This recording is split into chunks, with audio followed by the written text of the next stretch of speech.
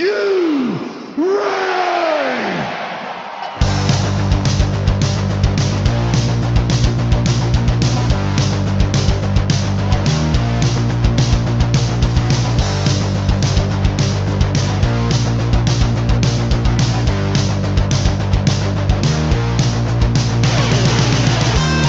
This is the D-Generation cliX podcast.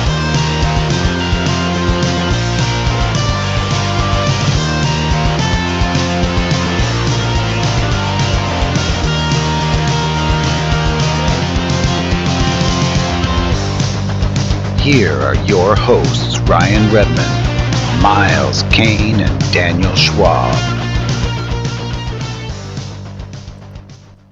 Welcome back to the D-Generation cliX podcast. I'm your host, Ryan, and with me, as usual, are Miles, Dan, and Pete. Miles, how's it going? Going pretty good. I actually just finally finished a comic collection that I've been building with. I mean, it's rather cheap issues. It's the Michael Collins Deathlock series from the 90s. So that was nice to finally complete that after selling my original collection years ago. There's not a lot of fans of him, but I'm one of the fans. Those aren't the ones that you got graded recently, are they? No. These are just floppies. I'm thinking about probably binding them into a custom hardcover. I mean, they're like $2 issues. There's, I think, 40 of them. So they're less floppy? Yeah. They have Prestige. His first miniseries was Prestige 100-pagers. So, yeah, those were less floppy. But, yeah. All right, very nice. Dan, how are you doing? I'm all right. Happy to be here. Are you? Yeah. All right. Pete, how is vacation treating you? It's been good. It's been good. We've been up in the Dells. Did a lot of the water park stuff, Wisconsin Dells. Went fishing, didn't catch anything, but had a blast doing it. But overall, good. A nice week. Just nice to get away and get some downtime and everything. So, yeah, thanks for asking. Yeah, very cool. Work's been crazy here. It's just been work and then yard work and cliX. Summer's just really busy for us.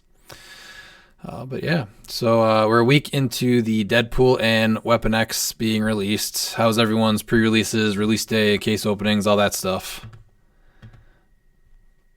I actually had a decent case, surprisingly, after seeing all these horror stories. I was able to get 2 chases and then 1, 2, 3, 4, 5, 6 super rares and Prime Rogue. I had the LCD and the Major Logan. LCD had the super rare tab and the same brick that Wolverine Pool had the chase tab. So I'm sure that's one of the interesting things for why I probably got a chase with Wolverine Pool. Is because I believe he's the only chase with the wrong colored tab. But I can't complain since I was able to pull it. So Right, yeah, there's a couple little issues like that. Wait, I thought Wolverine Pool was a super. He is, but he has the chase. Has a chase color tab. And then Wolverine, and then the Wolverine and LCD have a super rare colored tab. And they are a chase. Yes. Yeah. So yeah, there's a couple of issues like that. Dan, what did you end up getting from the set? I know you came down to our pre-release with less than stellar results. Yes, sir. 2 rares and crappy rares at that. I don't even remember what was my rares? Jean Grey and Cyclops were my rares. Woo. Okay. So I bought Deadpool and Elsa. I kept Jeff the Land Shark out of my booster because that was one of my wants. And then I'm looking to get a Vox Ignis. Very cool. Yeah, he's awesome. I'm got a couple teams I'm building with him right now. Pete, what about you? I didn't know. Well, I didn't. My case was the legacy cards are good. I got the Phantom X I wanted, so I was pretty happy with that. One of the guys on our pre-release actually just gave me. I owed him a trade, but he gave me the Weapon X legacy, so I'm pretty much good on that stuff. I purchased 2 chases so far: Hitmonkey and Deadpool, and Weapon X. But I was able to get a second super rare Prime Domino and trade it for something else. Overall, though, I was pretty happy with the rest of my case. I just like to get new pieces. I got Long Shot with the die, and some other pretty cool stuff. So I'm pretty good on this set at this point. So The Yeah. Prime Domino is like the big one that you wanted, right? Yes, and I had two of them, so I pulled one at pre-release, and I pulled one in my case. But luckily, I mean, it's a super rare prime, so you can always get something decent. Normally, get something decent in trade. Yeah, And they hold their value for a little bit. Yeah, and I mean, it's a great piece. I mean, really, it's one that I keep hitting keywords with, and I'm like, maybe this is the way I go because you experienced it. It was not the problem that you had. Like when I roll your dice for you, it was like ones and twos.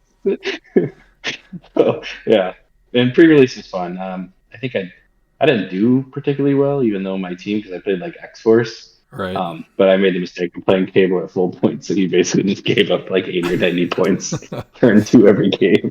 And then you played Shatterstar But it was low, fun. right? Yeah. The only shout out to Matt Looper, who will tell you that Shatterstar is the best piece in the set because he got crit hit 2 attacks in the 2 turns on the first flurry, and then just got hit on the second one, and I just chewed through his team in 2 turns. and poor Matt. Matt's such a good dude. I just like this piece is not this good, Matt. I'm sorry, but Oliver had pretty good luck with him too. That Shatterstar is pretty surprising, actually. yeah, he's good, but he's not like chew through a whole 300-point team at 40 points good. No. So. We've been actually really extremely lucky with the set. First at the Kenosha pre-release, Oliver pulled the Wolverine and She-Hulk chase, which he had fun with, but it kind of learned not to play every piece at its top dial. That was definitely a rough one to play when you're trying to play it in sealed, just with no She-Hulk to split it. So I think probably low dial on that one. But I pulled the non-prime of Rogue and Colossus, so those were really fun to play together. That kind of gave me more hope that X-Men has a chance in Pulp. And then we had another pre-release in New Berlin. And then I pulled the Deadpool Wolverine chase out of that. And then even though I didn't get any Deadpools or Wolverines to bring in for him, he only got KO'd in his first game, where apparently Oliver learned how to use mind control. And he mind controlled the Deadpool Wolverine over to his beast and then triple outwitted him. And then he was gone that turn. So he's been getting a lot better. And then release day, I pulled the Prime Rogue, who turns out is pretty great and sealed. And then Oliver actually pulled the Weapon X chase, and so we went up against each other in round 2, and he did really well with like just all the little moving parts. He had like all his little side steps down, and the carries, choosing powers with Mystique, and all the team player TAs. And I ended up just kind of moving up. I was pretty impressed, so I moved up one square a little too far with my Rogue, and he just charged Flurry me. And he just did not miss. And I didn't realize that that Weapon X has Exploit and Precision Strike on his dial at the top. So yeah, his dice were just on fire and just smoked my Prime Rogue in 3 turns. I missed every attack that I took with her. And I don't know if I've ever been like just so demoralized and proud at the same time.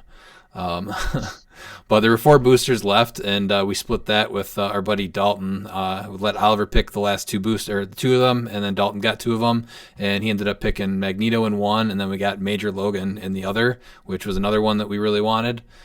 So that was awesome. And then, so out of all the cases and everything, the only chases that we have not pulled were the 2 that I wanted most, which was Deadpool and Hitmonkey and Deadpool and Elsa, which I think I probably built the most teams with. And then I was able to grab Deadpool and Hitmonkey last night. And then Old Man Logan's the only other one that we have not gotten yet, which definitely can wait on him, I think. So, what about you guys? Is there any other pieces that you're still trying to get? Weapon X chase is the main one for sure. Just because like I'm not a huge Wolverine fan, but I love Weapon X, so yeah, I kind of need that one. I also pretty much pulled the super rares I wanted. I'm trying to get Oh, sorry, what's that, Dan? I'm trying to get the Shikla now to go with the legacy card that Pete gave me. I'm like, oh, I have to track this down now. She seems actually pretty cool. Yeah, she's just neat for 50 points. It's like she's not like meta. It's just like, oh, this will be cool, and I have a couple tricks I want to try. So yeah, her with Dracula just seems really fun. Yeah, absolutely. Yeah, exactly. Definitely hunt her down. She shouldn't be that much. I'm sure she raised a little bit with the release of the legacy card, but I don't see anyone building teams with her, so it shouldn't be too bad. No. Miles, where do you see Weapon X being on a team at 75 or 45? Normally, I'd want to say 45, but the fact that he has no reducers kind of hurts after the recent team that was shown with the Ivies. So Oh, what 75 team is points, that? probably.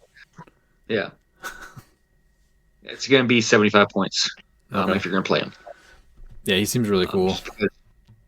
It just sucks that because I mean that team just completely changes like what figures from the set can be playable, and granted you're not going to go up against them every time, but it's just going to be just sad that you put your team on the map and your new 45-point chase is just dead because he has no reducer. Like, I understand that can happen from other figures, but yeah, from them attacking all the way across the map, it's yeah. Yeah, I think for the Kind of next sucks. month or two, you're just going to kind of see Ivies and counter Ivies. Yeah, I think that's where it is. Yeah, I mean post rotation potentially changes. We'll see how the Ivies will change after rotation, especially with Batman team up, them losing the penetrating poison with the red ring. So that will obviously change things up a little bit since he does have a reducer on his stop click at 45 points, so that could change. And Yeah. he's able to heal pretty consistently with willpower. He roll 5 or 6. I mean, and the super senses and whatnot. So All right. Our 2-day event is in July. It's Saturday, July 20th, and Sunday, July 21st. Our pre-registration link is live for that. There's still some spaces open. You can also find it on our Facebook page. Saturday, July 20th is our standard 300 Modern event with a $30 entry fee, and Sunday is a 2v2 Silver theme format event with a $45 entry fee that enters both players on the team of 2. And then today we're actually going to talk more just team building for Modern. Deadpool Weapon X is finally legal, so that kind of throws in a new few pieces into the mix at least. So we threw up a post asking for keywords and pieces to build around. These are the teams that all of us came up with based off those suggestions.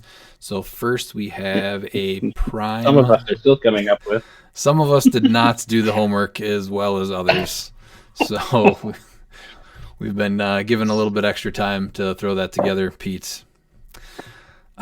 So first one is who suggested this one? So Peter Marshfield, he threw in 2 names of pieces. So first one is the Prime Colossus piece. So I went with a ruler theme on this one, and this is one that we kind of were toying around with already, and it is the Prime Colossus, obviously, and then we put the Billy Clubs on him just so he can target 2 people with that mind control, and then he can just pick one of them to at least give the mind control damage to. And then the Legacy Apocalypse, the Colossal one, and then a Kong, and then we threw in Butterfly at 60 points. And then on the sideline for that, we have Strife, who actually works really well on the team, just buffing Apocalypse's Pogs and giving them plasticity, and then also a TK, which is really nice. And then we have Blackheart, and then Mern, Major Logan, and Carnage Silver Surfer just as options for Butterfly. And then with an extra 5 points, I threw in the Nifty Traffic Barrel just to kind of help slow things down on their side. And then this was one team that I actually did fill out the Tarot deck. So I don't think combat values not being able to be modified hurt this team much. So I put the Hierophant on, and then the 10 of Cups to increase the impervious rolls for Colossus and Kong. And then, of course, the Mind Control Tarot card for Colossus. And then, depending on who has the Butterfly on them, I believe they can use Mind Control as well. So that doubles down there. And then the King of Swords, that just was kind of a throwaway one. So when a character hits a deck roll, it doubles. After resolutions, remove an action token. I really didn't think there was any that were beneficial for me, so I just do that one on there. And then I put on the Battle Fury card. So if a character is hit, they get Battle Fury until your next turn, even this card's not in play. So with Colossus still being able to mind control and the rest of the team relatively close combat, it seemed like a pretty good card to kind of just make the team pretty strong. So what do you guys think about that? I like that one.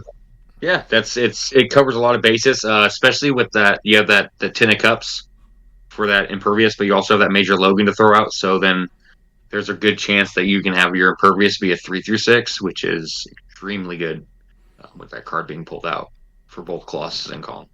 Yeah, I think there's a good chance that this is the team that Oliver plays at the cliX Mania event. So we were already kind of working on this one. So he's excited for it. We opened up all the boosters. He was waiting to see Colossus, and we finally got him from our cases. Oh yeah, that's it. Yeah, Colossus is definitely his kind of figure. He's just going to go in there, just go to town. So yeah, he's excited to play him. Dan, what do you got for Prime Colossus? So I actually went armor. I went Iron Hammer with the trick arrows, Colossus, Iron Inquisitor at 50, and then Frogman and Scott Porter with the white shirt with the Sinestro core ring, and then I got Killmonger and Doom Supreme on the sideline, as well as War Machine. And I had 5 points left over, so I played the Nifty Traffic Barrel.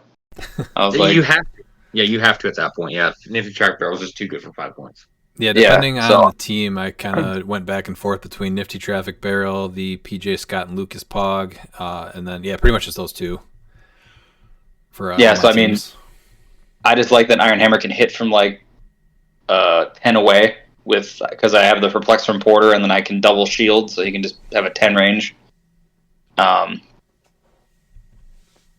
thought that was pretty solid. Yeah. Are you playing him at full? No, I'm playing him at 100. I just didn't have the space. I needed the space for other things. Okay. Yeah, just lock someone down with Colossus and then beat him with Iron Hammer because he sees through characters too, right? Yeah, he sees through everything but blocking. So. Okay. Yeah, but Colossus can get up there and remove the blocking with his super strength. That's the thing, is he opens the way, and then Iron Hammer can just shoot through him, so it's fine. He breaks through it too, so yeah, he can kind of create a nice little line. So that's a good combo. Yeah, that was my thought. And then I can use Frogman to break up formations, so that's nice. He can just walk right up there and force blast someone away. So. And I think you're probably going to see a lot of Colossus on a lot of these teams, or at least a handful. But we can all agree that he's always played at 80 points, right? Yeah, yes. I did not play him at 60. Okay. There's Pete. Yeah. What? Colossus, 80 points or 60 points? I was going to answer. You guys are still talking. Yeah, he's always 80 points. There's no those values are insane. Yeah, 100%. If you can't fit the 80 points in, you just build a different team. Yep. He's just so much worse at 60. It's like he's not useless, but it's just like, why? Well, it's 20 more points, 4 more clicks, and a 20 defense. Come on. Yeah, those 4 clicks right there are more than worth 20 points. There's not 20 points on your team that's better than those 4 clicks. You're talking +2 speed, +1 attack, +2 defense, and +2 damage. Yeah, I'll take that all day. Yeah. Every team. Pete, did you build one with Prime Colossus? I did, and it's good. I went with armor. All right, what do you got? So I got Prime Colossus. Obviously, I've got Iron Man Hall of Armors, which has a lot of utility, honestly, especially when you start popping out the little 10-point guys, or the guys when you switch them out. I mean, and there's a lot there. And then I went with Doom Supreme for MOE swap. And on my sideline, I would have Iron Inquisitor, War Machine, and Killmonger, so TK and Perplex coming off the sideline. Then Iron Gwen from Spider-Man Beyond Amazing, because she's got some good utility. You can choose until your next turn in Power Enhancement or Perplex. And then she also has probability control on her low dial at the damage power. And then I went with the Legacy Green Lantern for additional leadership and shenanigans. So overall, I think it's 280 points, but I still have 20 points I can fit on there for equipment. So things that I would look at, and you're going to hear a lot from me, are like Bucky's arm. Like that's an easy 5 points for a lot of pieces. The Lucas, Scott, and PJ Pog is amazing based on the right team. The Nifty Traffic Barrel, which I hate that piece so much. But and then anytime like Green Lantern comes out, like you're obviously playing a ring to have constructs and stuff. So you're going to hear the same thing from me over and over of like MOE swap and stuff like that, because it's just such great utility. One thing I did want to bring up with this team, though, is that in addition to having the MOE swap, actually, no, that's not that team. That's the next one I built. Never mind, forget it. So I think overall, I'm pretty good with it, considering the utility that's available to me from the sideline. If you're having 20 points left, you want to do for objects, give Iron Gwen the motorcycle. That gives her move and attack, and now 4 through 6 senses. I mean, Yeah, that's a great idea. That's a great idea. And she already has her. honestly, I'm building as we're recording this, so my Yeah, I'm cheeks just are going to be partially complete most of the time. You'll catch up. Miles, do you want to throw anything on for a Prime Colossus build, or do you want to hold it off for? Okay. Yeah, I'm a little worried because the one piece that counters this is the new Legacy Mystique. I'm going unthemed. I know. It's kind of scary. Going unthemed, so this Mystique has a chance. Okay. But yeah, so obviously you're going Prime Colossus.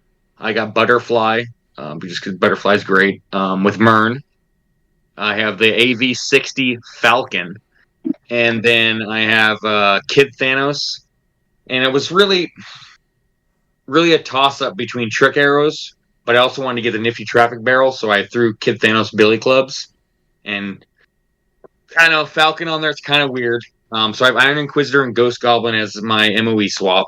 That way he's dropping those Billy Clubs. Butterfly is going to be bringing in Legacy Hawkeye, who's now going to have Mind Control, Running Shot, 10 range, triple target. He's now going to have with that Mind Control, triple target. What's better than triple target? Let's give him 4 bolts. So I'm going to give him Billy Clubs. Okay. And it's like, man, but he's a 1x2, and what if they put me on a big map? That's why I got Falcon. Falcon's going to play this, and he's just going to go to town. Okay, is it a good team? No, but you're going to have a lot of fun mind controlling 4 people if they share keywords, or even if you're on outdoor with Mern. So, yeah. Yep. If you want to have fun, just play Colossus, Mern, and Butterfly into Hawkeye Legacy. Let's give him 4 targets. I think you've been trying to make that piece work for a bit, huh? The Legacy Hawkeye, yeah, I've been tinkering with him. He dies too easily now, obviously. So it's going to be, it's one of those things that where you're obviously going to need to have a secondary option. Probably Orange Silver Surfer, Gasp. But I think looking at other Avengers options could be decent as well.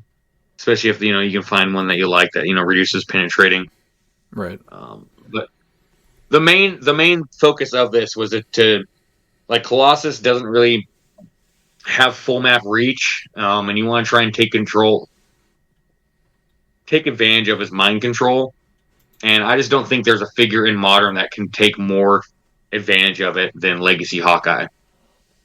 Being brought in with Butterfly, because he already has triple targets. So realistically, dropping the nifty traffic barrel and the Billy Clubs for trick arrows, probably the best idea, because now he's just ridiculous.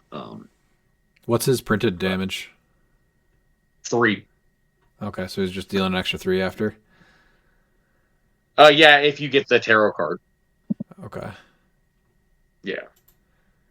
It does suck because he is a figure that you want to keep on the map. You want to start on the map because he has that. You choose a copyable team ability an opposing character can use, and then characters with the Thunderbolts keyword can use that team ability. Mm-hmm. So you lose that. And originally he was the only figure on my team with Avengers, and since he's not at the beginning of the game, he didn't trigger. That's why I decided to bring in Falcon. But Falcon has a little bit more utility as well to help get him into position. Right. And I'm able to get that Avengers keyword. Or, team ability you choose. So. All right. And then the other one that Peter Marshfield mentioned was Prime Camo. So this one is actually I didn't totally finish it, but this was an idea that Dan and I came up with back in, I think it was right around Worlds of last year. So Prime Camo, and then it has him with the Hell Cycle, and then the Pog Your Pog from the X of Swords slop with a sword on him. It's probably what did I go with? I think the Warlock most likely. But the big thing with him is that he can pop out the Pog Your Pog, Armored Pog Your Pog bystander. And so that armored Pog your Pog bystander can't be chosen for Mastermind after the resolutions of any action. If no friendly character named Pog your Pog is on the map, KO armored Pog your Pog. And when armored Pog your Pog would take damage, you may instead roll a d6. 1 through 3, deal him 1 damage. 4 through 6, or on 1 unavoidable damage. 4 through 6, deal Pog your Pog 2 unavoidable damage. So he works really well with Camel because he has the dolphin symbol, and he's also a giant. So on this as well is Cosmo. So he can actually take Cosmo with him. After Cosmo's picked a power, he can carry him. And then he works really well with Camo's free choose a friendly bystander, move it up to its speed value, which for this is 10. And then if it has the dolphin symbol, it may make an attack. So with Cosmo turning off a power, you can go in there and do at least 3 damage. You can choose to roll blades. He also does that precision strike as well. So that little combo of carrying Cosmo up and him moving, attacking, and then being able to make his own attack after seemed pretty strong. And then I just threw both porters on there. Obviously, the main one with the Sinestro core ring.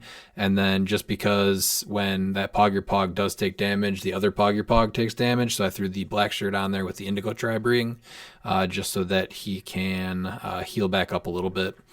And then I had 20 points left over. So I threw Lucky on there. I'm not super... I had to take Lucky off for the health cycle on Camel, so never mind. So the extra 5 points, probably just the barrel. But I just noticed that I do not have leadership on this team, so I don't know how I would change that. Yeah, that's why I was like, you don't have leadership on your team. That's going to be kind of tough. I threw it together based off just what we talked about a while ago, but I haven't come back to this team in quite a few months, so... I got to figure out how to get the leadership on there. That's called the brain. That was what I did. What he's like 30 points? He's 35. 35. So that's going to be hard to fit that in there. I know. I made sacrifices. Believe me.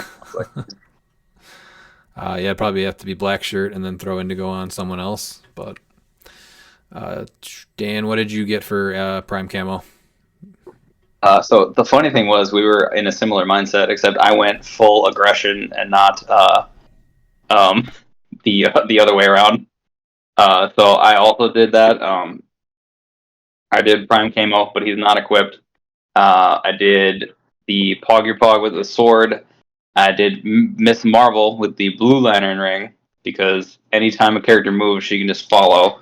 So you move the Pog all the way up the map as she just follows it. Oh, that's great. And so she's rocking that ring to give him, increase his damage and everything. The brain, and then Porter. But I gave him Tawalret for support and outwit instead. Oh, okay. Yeah, I like that. Just to switch. Like, I know the perplex is really good, but I'm pseudo getting that from Miss Marvel, because the Empower ring, if she can already use it, you increase the attack. I think instead with the blue ring. Yeah, attack is plus. Yeah. So I'm pseudo getting that, which is nice because the armored Poggy Pog only starts with a 10 attack, unfortunately. But it's all right though. But yeah, that was what I went. So I think I had 5 points left over. So I think I still went with the nifty traffic barrel just because. It's just good for Kamo to carry it around, or it was either him or somebody carries it around. Yeah, you're gonna see a lot of traffic barrel today or tonight. Yeah, actually, no. I think I went with Miss Marvel carrying it around. Actually, like it was just easy enough for her to like do that, and then just because she can still place with it, so as long as she's holding it, so. Yeah, I like that a lot. Yeah, I just went full aggression. I'm like, I can get the Pog all the way up the map, and Miss Marvel follows. That seems like a really good idea. So that was just the strat was that. Oh, and then I think is it Miss Marvel? Oh, she gets perplex. That's perfect. So, so she has perplex. So I can get the armor up to a 12 attack with just her. Okay. So then he has a much better time of hitting than that 10. Than the 10. Yeah. So, and then like I said, I don't necessarily need to roll the blades, but I probably will just for the effect of whatever I'm choosing, depending on what sword I give him. Right. So, and then her being able to follow, and then I'm only sending a Pog and her up there. Yeah, she's 50 points, but I mean she is somewhat hard to kill, and her being able to just go up there and what is it, flurry potentially, with her own stuff is because she's a 11 for 3 on her own with close combat expert. So Yeah, I like that a lot. yeah. So and then I don't have to worry about risking camo right away either. So that's the thing I learned with him is he's not usually your front end piece. He's your he swoops in and then cleans up everything that's already been weakened. Yes, I remember you learning that a few times. Yeah, well, you know. Well, Pete, I'm a little hard. what's that? I'm a little hard headed, so. Well, it sounds like you learned now. Pete, are we getting a prime camo team out of you? Oh man, this one's good too. Trust me, I just put it together. Can't wait. So I went with prime camo on a ruler build, and so it's prime camo obviously, and then I put Avatar Vomit on him to give him steel energy and poison. Wait, he already has steel energy though. No, he doesn't. No, he doesn't. Wait, Oh, he does. Yeah, he's right. No, he's right. So you just switch that out then for Khonshu then. And that would work actually better. So I would then the next piece. So I would just put Khonshu on him to give him stealth and prime and Yeah, prob. stealth and prob is very good. Yeah. Yeah. So and then I would have Kong, then with Amit, and also with Kathan on the sideline, and then I would have full MOE swap with Doom Supreme and Mephisto, with additional MOE on the sideline of Killmonger, Black Skull, and Iron Inquisitor. And then my final piece would be Leader, because he's awesome. And he fits on the build really well. And I just love his utility. You not only get prob and TK, but you also get the mind control that basically sees through everything. And it's a 6 range triple target. So overall, it's a pretty simple concept, right? Like you just have to kill these things. And you've got 2 pieces that are going to hit you really, really hard with Kong and Kamo. So I'm just trying to go through teams as quick as possible. And having the ability to bring in other pieces from MOE swap and constant heal with Mephisto, just kind of keep him and Leader in the back hanging out together. So you have a little bit of protection with Leader being able to see through everything and try to mind control anybody that's coming for Mephisto to keep him back. That is not terrible. Thank you. That's the nicest thing you've ever said to me. Yep, don't get used to it. All right, well, we'll let you build the next team while Miles builds his next team. Yeah. So camo is a figure that I've wanted to play. I just haven't because I prefer other primes. So I decided to go with ruler theme as well. Mine's a lot different. It counters the Ivy team, As it should but be. I think it also does. Yeah, but I think it also does well against other teams. So obviously camo with the Hell Cycle. I just think that if you're going to play him, he's going to be your tent pole. You might as well give him that extra oomph with the extra 15 points. I mean, it's fine. You're already 110 points on him. You might as well go on 125. Throwing in Clea, who we'll obviously talk about later on the build, and we're going to go with Butterfly as well. Right now, my sideline option is just Cosmo. Like I said, because it's built strictly to cut down those IV teams. So you can just go ahead and if you were going to play this team, you would want to go ahead and choose map because you don't care. Because if you choose map, Cosmo has a 6 range and Clea has, 10 speed? Yeah, so you can just go ahead and carry up Cosmo. Cosmo takes a power action to shut down poison. You can carry her to where he's 6 away from them. You can get everyone else in position. Leadership was something that is really hard to find for ruler with 30 points. I decided to go with the Avengers Forever Common Black Panther. I think he does actually really good in giving Bucky's arm. So if you're going to pick a map, you're obviously going to want to choose like Wakanda. So that way he gets the flurry if he occupies the hindering terrain with his charge. And then he'll be hitting 11 for 4 twice. You obviously don't want him to get hit because he's your leadership. But I mean, you you only have 4 figures, so it's kind of pretty easy there. I guess you can also get 5 with a shark, but yeah, there's other things I can go ahead and throw on the sideline for Butterfly because Cosmo's not going to be the best piece for it. But For every team, yeah, I do like throwing Butterfly on there, actually. yeah, I just think Butterfly answers a lot, and especially when you're playing Ruler and you're going to do the Clea build, I think Cosmo is a great choice for shutting down powers. Because like Oh yeah. that means now you can play your squishy figures and not worry about it because Cosmo's going to shut down poison. So I love Cosmo. He's like one of my all-time favorite pieces. And when he came out as a legacy, and they just made him that much better. Like if you get him up there, you're taking away whatever power you want, and he still has outwit. yeah, it's 100% worth the power action. And a Yeah, lot of people don't think he's it's worth it. Like, incredible. I'll take a power action to get rid of powers. And you can protect him because you can just hide him behind somebody most of the time. Yeah. So he sees Yeah, he through ignores it. So it doesn't characters, and matter. yeah. He's Yeah, I playing love pretty that well. little dog.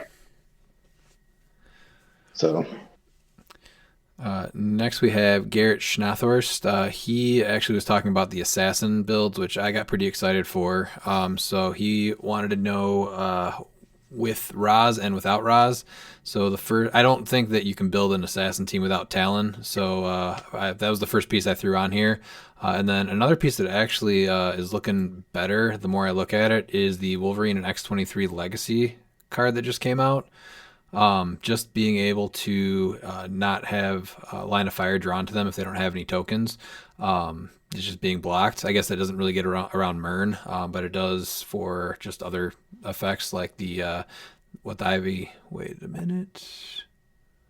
Oh no, you can still get quaked, can't you? Yeah, you can. Because it's not targeting. So maybe they don't make the cuts. Wait, but I don't think the Ivies have Quake, right? They don't. No. Oh, I'm sorry. No, they don't have quake. They're just making close attacks though.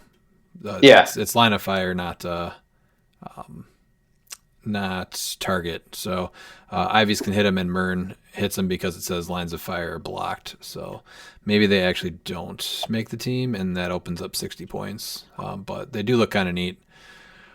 And then I did put Deadpool and Hitmonkey on there. I think they're also just a second staple of most assassin teams. And then I put the pumpkin bombs on them. So they are going to be able to turn off shape change, and then they also have the precision strike with the pumpkin bombs. So I think that is pretty strong. And then I put on Wolverine Pool. I put him at 50 points with the 15-point motorcycle on the charge click. So now he has charge at that lower line with the precision strike, and then super senses toughness. And then I know he's not out yet, but I really like this piece for Assassin. It's the Kanto, the LE that's coming out hopefully this summer, late fall, maybe at Worlds. And then I think Gen that did they announce this one yet for Gen Con? I know Cyclops and Brood is coming they out. haven't announced it, but we have some there. The Deadpool ones were shown for San Diego Comic Con, and they haven't announced any for Gen Con, but Okay, there's a chance maybe. Yeah, I mean, if that comes out, that'd be awesome. But yeah, this is a piece that I definitely want to see on my Assassin team. Just with it gives it. There's two things that Assassins really lack, and it's support and mobility. So this guy, for only 35 points, he has the Perplex and Prob on his first 2 clicks, and then Stealth, Sidestep. When an opposing character within range uses super senses, decrease the result by -1. So this guy just does a ton for 35 points, and it's a really good support piece. And then this team also probably does better with the white shirt Scott Porter, so I put him on there with of course, the Sinestro Core Ring. So this is definitely one that I'll try out. I'll probably have to revisit the Wolverine and X-23 though, because that's 60 points. So, Dan, what did you get for Assassin? I did not, unfortunately. That part of the homework I did not do. Assassin was like one of those things, like I didn't know where to go. Like besides Prime Talent, I was actually just kind of like I don't know what to do here. So that was not my wheelhouse, unfortunately. What about Pete? Did we get a team out of Pete? Oh yeah, but it's going to be similar. Like Assassin gets talked about on our podcast a lot, and it gets talked about when we're texting each other in that. So I mean, I would start. Probably I didn't build 3 days a without week, Ross, I to would be honest say, with you. at least. Yeah, I mean, but I would do Talon as your prime, Deadpool, Hitmonkey, Mern, Blackshirt Porter, Jeff the Land Shark, and Raz with the Sinestro Quarter Ring for 300. You keep Raz back. You've got a Perplex. You can pop out things to protect him, give him ESD, things like that. And really, you're just kind of trying to get Deadpool and Talon up to hit. You hit first with Deadpool and Hitmonkey. Mern lets you target through anything. So that's a little ridiculous. And, once you start hitting, nobody has defensive powers. So, and with Raz, you're just completely, once you start scoring points, and you're going to score points because you're getting essentially 2 attacks per turn with Deadpool, Hitmonkey, and Talon. So you're potentially doing just 9 clicks of damage with nothing stopping anything. And Mern, for all of everything that's been said about him, is not a terrible, useless attacker. He's got precision strike, and there's your leadership. And, I just think that's, you take people to like a blocked in map and you just make them come to you, or you go to them and start killing things and just keep your pieces back and hidden. So that's what I would do with that. And then you said that's your Raz Al Ghul one then? Yeah, I didn't build without Raz. I just think you can, like, obviously Raz comes off. He's 90 points of your build. I'm sure you could find 90 points in Assassin. But Raz being able to reassign the target token is huge, because once you start stacking up 25 victory points every time, you're killing something, and then you're out and running pretty quick. So it's almost a race to see if they can get to your Raz and kill him or not. Yeah. And not for nothing, he still also pops out his own mastermind fodder. So, yeah. That is very true. This is a team that I'm telling you, this group talks about all the time. Oh, so yeah. There's been 100 variations of Assassin, and honestly, even stuff that we're looking at, like for the event coming up that we have in July, is like we've talked about. Is this possibly something that hits the table? Because it doesn't look like much until you start to figure out, oh crap, I have no defensive powers, and you're down 100-point piece, and you're down 125 pretty quick. Right. So, yeah, that's what I did. See, I did partial homework, unlike Daniel, who did none of it. It was slightly better than Dan, yes. Your non-Raz build did include a Raz, though, but it was better than Dan. Well, I mean, what are you taking off? Like, what's your 90 points there for Raz? He's 80 points, but that is a ton of points. That's everyone's biggest complaint, is that, like, that taking...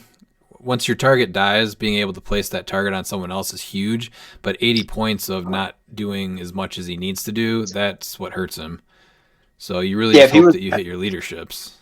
Yeah, if he was like, 50 or 60, I think he'd be much better. Like, he'd be really playable then. Yeah, I think 50 and he's making more teams. I just think there's so many, like, just those 2 attackers alone, just Talon and Deadpool and Hitmonkey, just do so much. And oh, by the way, here's Mern. And oh, by the way, here's Jeff the Land Shark to heal things. Yeah. For you. Like, I just think it sounds almost crazy to say that you don't need more than 2 attackers on any modern team, but with those 2 attackers, that's a pretty solid start. Yeah. So yeah, that's true. Miles, what do you have for an assassin team without Raz? So he's a lot of points, but this is a figure that you love, right? And I just don't know how you forgot him, especially because his first trait just completely negates the Ivy's poisons. That's Maverick. We're gonna play Maverick at 75 points. I like it. Because when he takes 10, he heals one thing. Hey, boom. I don't care. Go ahead and poison me. Oh, Now, I do like that. I'm just going with straight attackers. I'm currently at 200 points right now, so I'm still figuring out the last 100 points. But right now, then I threw on Azrael at 65 points. He's a really good attacker, and opposing characters with the highest point value on their force can't draw lines of fire, which I guess I don't know.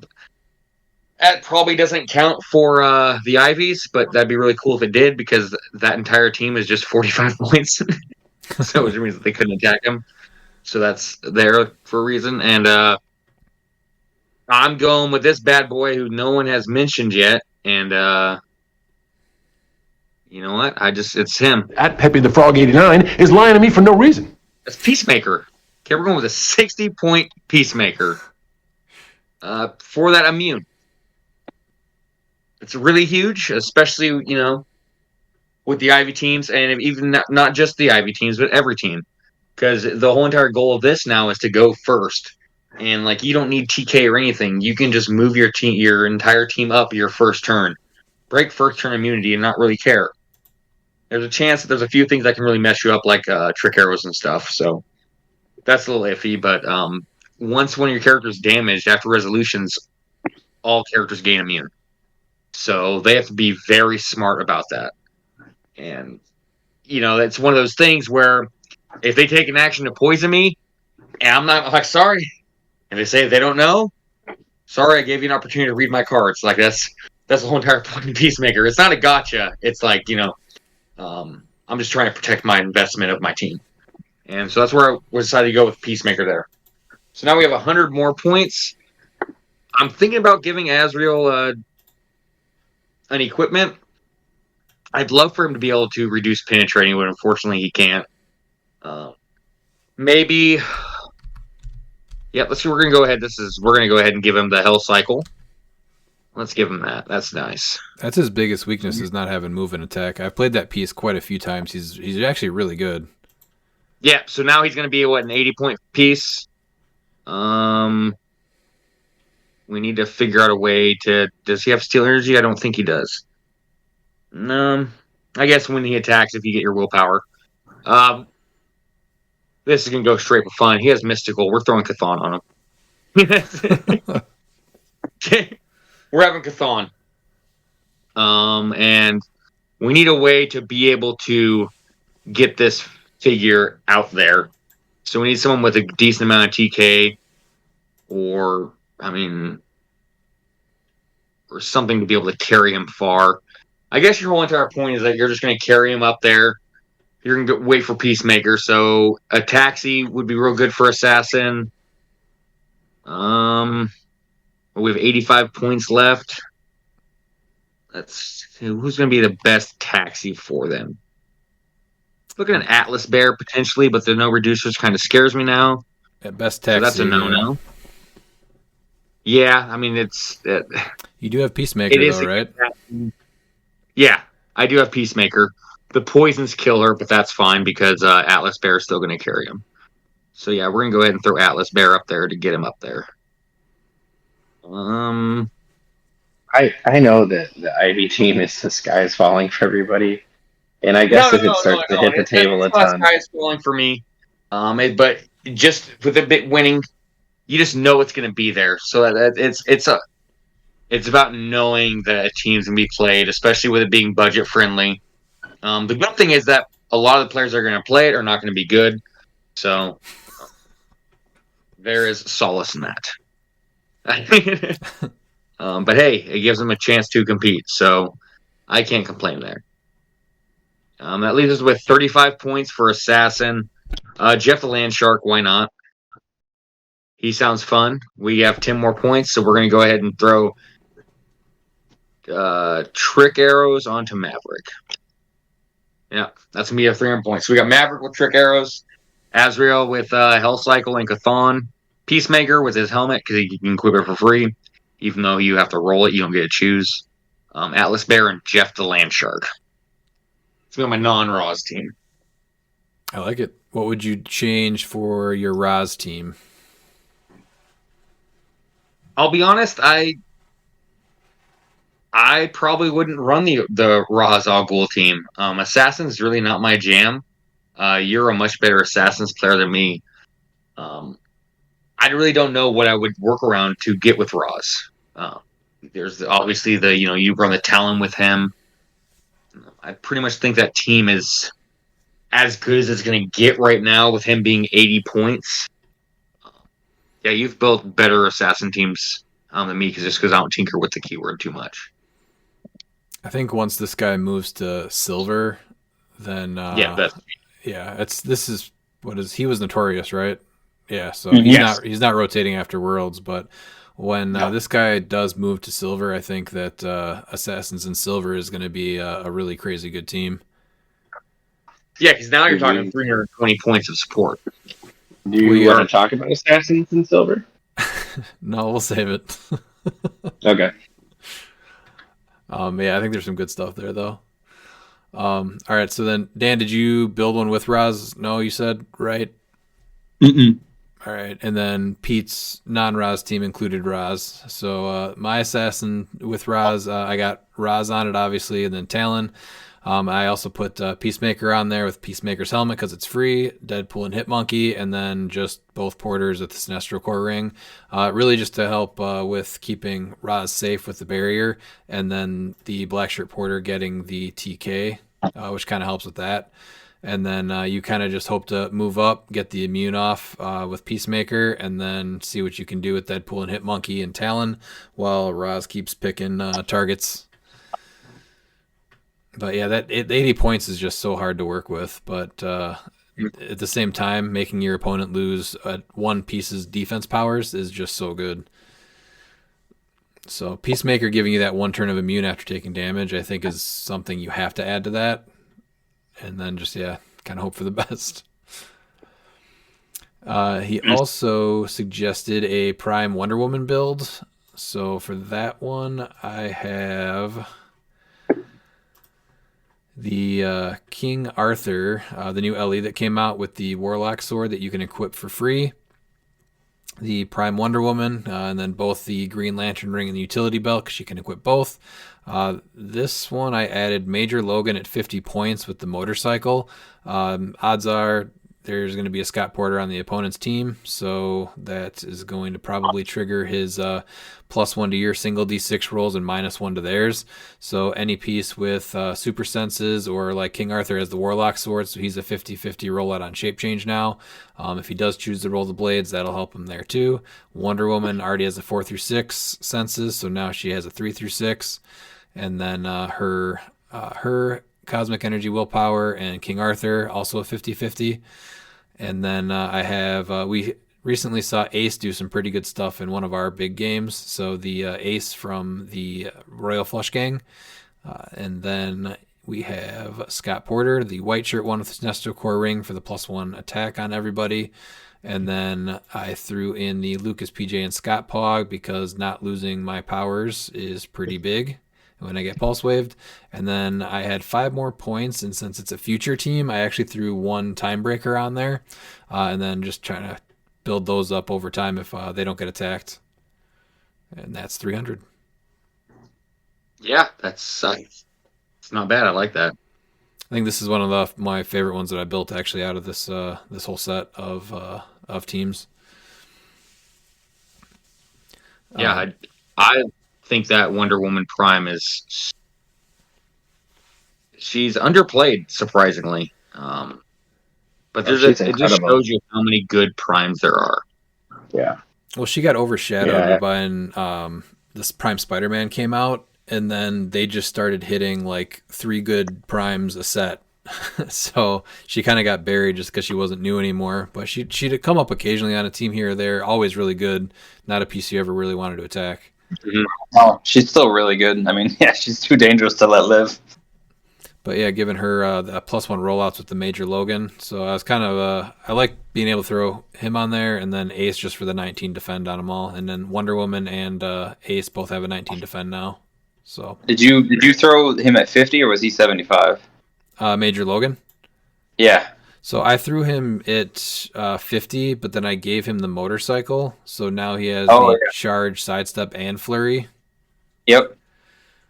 No, that's good. That's really good. I actually like that. I like that you get precision for 75, but getting a lot of the same thing for 10 less points is still really good.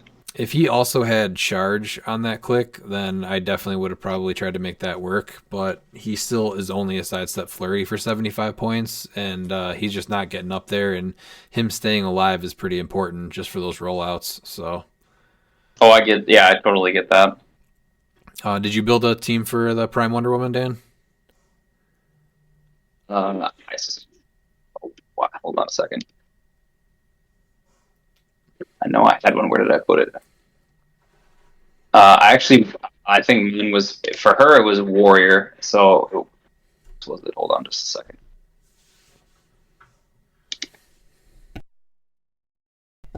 Would you like So us it to was come back to you?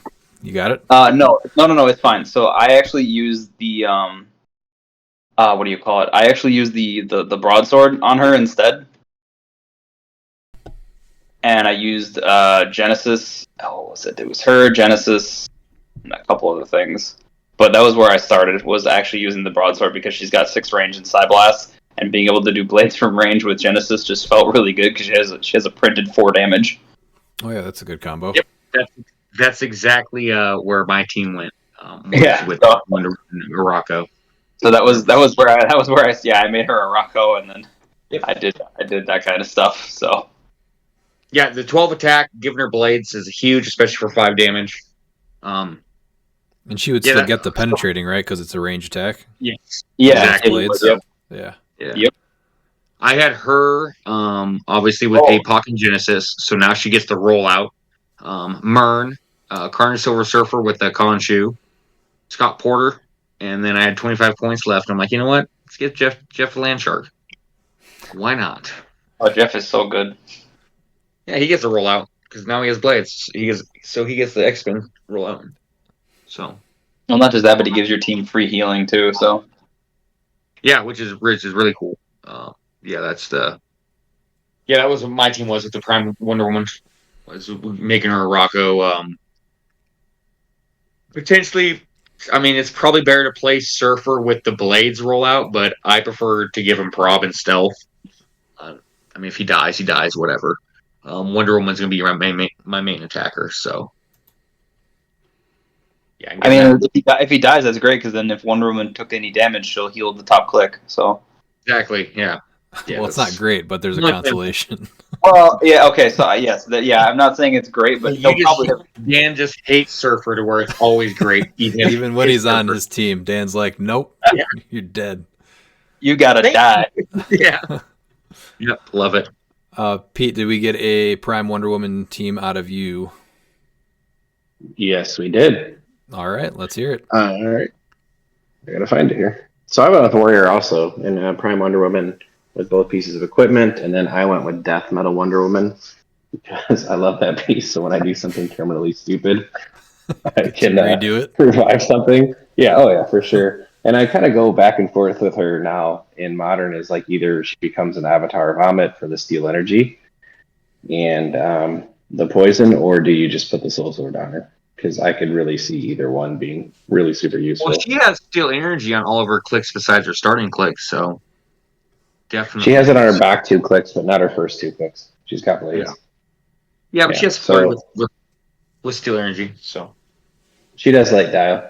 But I still think, if not, the other option of the other ones the avatars aren't quite as good. I guess you could consider a cycle, because I do have plenty of points left on this. And then I went with APOC and Genesis, both with sword bearer traits, just to give everybody, except for Prime Wonder Woman, blades roll out. And then I had both the Porters and then the PJ Scott and Lucas Pog. And I got to put swords on the Porters, so I would be at right now 285. Yeah, 285. So I had some extra points. So I could play with whatever equipment. But basically just giving everybody except for Prime Wonder Woman blades for the APOC and Genesis rollout. And just coming up right in your face. Yeah, give her broadsword for a while. And now she's also a 20 defense too, since she has the since she has the broadsword. Yeah. Mm-hmm. Yeah. Yeah, that's really good. That'd be a good way to do it. I think either way, that is a good combo though. Using the broadsword from range with her, because she has the before they started changing the range values, she's still a 6, which is great. And what, a 10 running shot, so she's 11. Yeah. Mm-hmm. It's hard. And though, then what I like about it, I've seen that utility belt come in clutch, and then just being able to have the ring also. So I mean, I guess change your strategy. That's where I think it comes into play for who you want more. Well, and correct me if I'm wrong, and I probably am. But wouldn't the trait for the Fallen and the Wonder Woman Death Metal trigger at the same time if something died? wouldn't you essentially be able to put her back top dial and still save your piece? Wasn't there a ruling with that where I think you could, or what was the ruling? Miles, do you remember? For if the first time she dies. No, it's when something else dies, and then Death Metal Wonder Woman triggers, saves it. Can you actually turn Wonder Woman or Prime Wonder Woman back to top click? No, because her is instead. Death Metal Yeah. Wonder Woman is instead, so that figure does not get KO'd. Yeah, because Prime Wonder Woman, I think it says it has to be KO'd. Yeah, when a friendly. No, it's when they would be So- KO'd. I think wasn't the ruling where you get to decide the trigger order, and so Well, hers isn't after.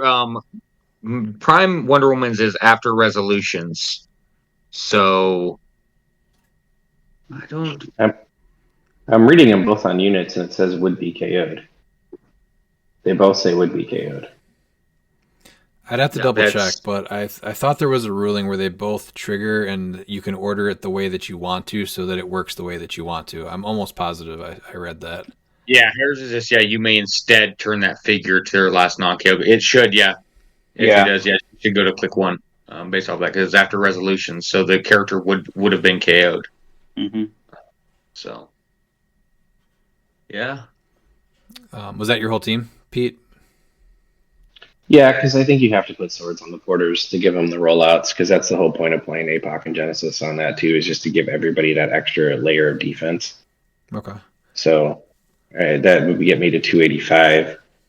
So I'd be the only thing I would consider would be to take. I would have plenty of points to put a cycle on the Death Metal Wonder Woman. So she can actually attack on all her clicks. Yeah, pretty much. And Pretty much. And I think that's actually it. I think that's a better play than the Avatar, honestly, because then you can have move and attack on all your clicks, and you have move and attack blades, move and attack flurry, and then you still have your stop click. Does she lose printed senses on any of those clicks? She has No, she has them it's all the time. Yeah, she's got senses her whole dial. Okay.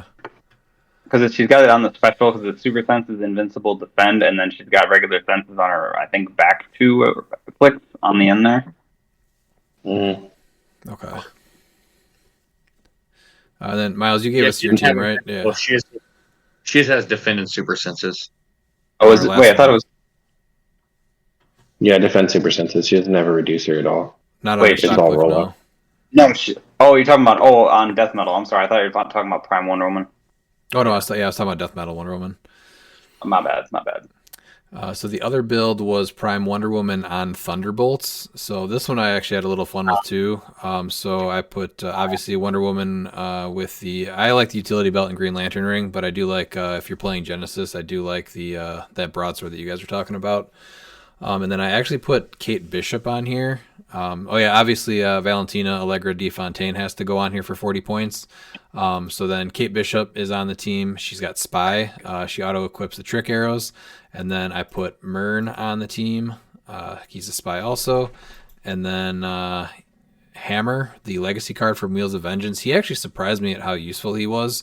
And then the white shirt Scott Porter with Sinestro Core Ring, and then the Lucas PJ Scott Pog. So the whole thought between this is that Kate Bishop is the one that has that ring the bell. So if she's not been moved or placed this turn, she has the improved targeting. But that doesn't matter because it's really the Myrn being able to target through everything that is going to benefit her. And then if she hasn't been placed, she has a +2 range. She also has range combat expert on her top, so she's going to be a 12 for 4. And then you have Valentina and Hammer both with the shield team ability to increase her range. So total she could be a 9. And then you can still power action to bring her damage up. The Lucas Pog still has the Empower. I think I also put on... Oh yeah, I kept going back and forth between the Nifty Traffic Barrel and the Scott Crampton Pog since he's got the enhancement. And then you still have Myrn with the PD that can bring down the defense and everything too. So the main thing is Wonder Woman and Kate Bishop are your main attackers through blocking everything. And then Hammer is just good support, I think. He actually did do quite a bit. So I thought this was actually kind of a neat team with Thunderbolts.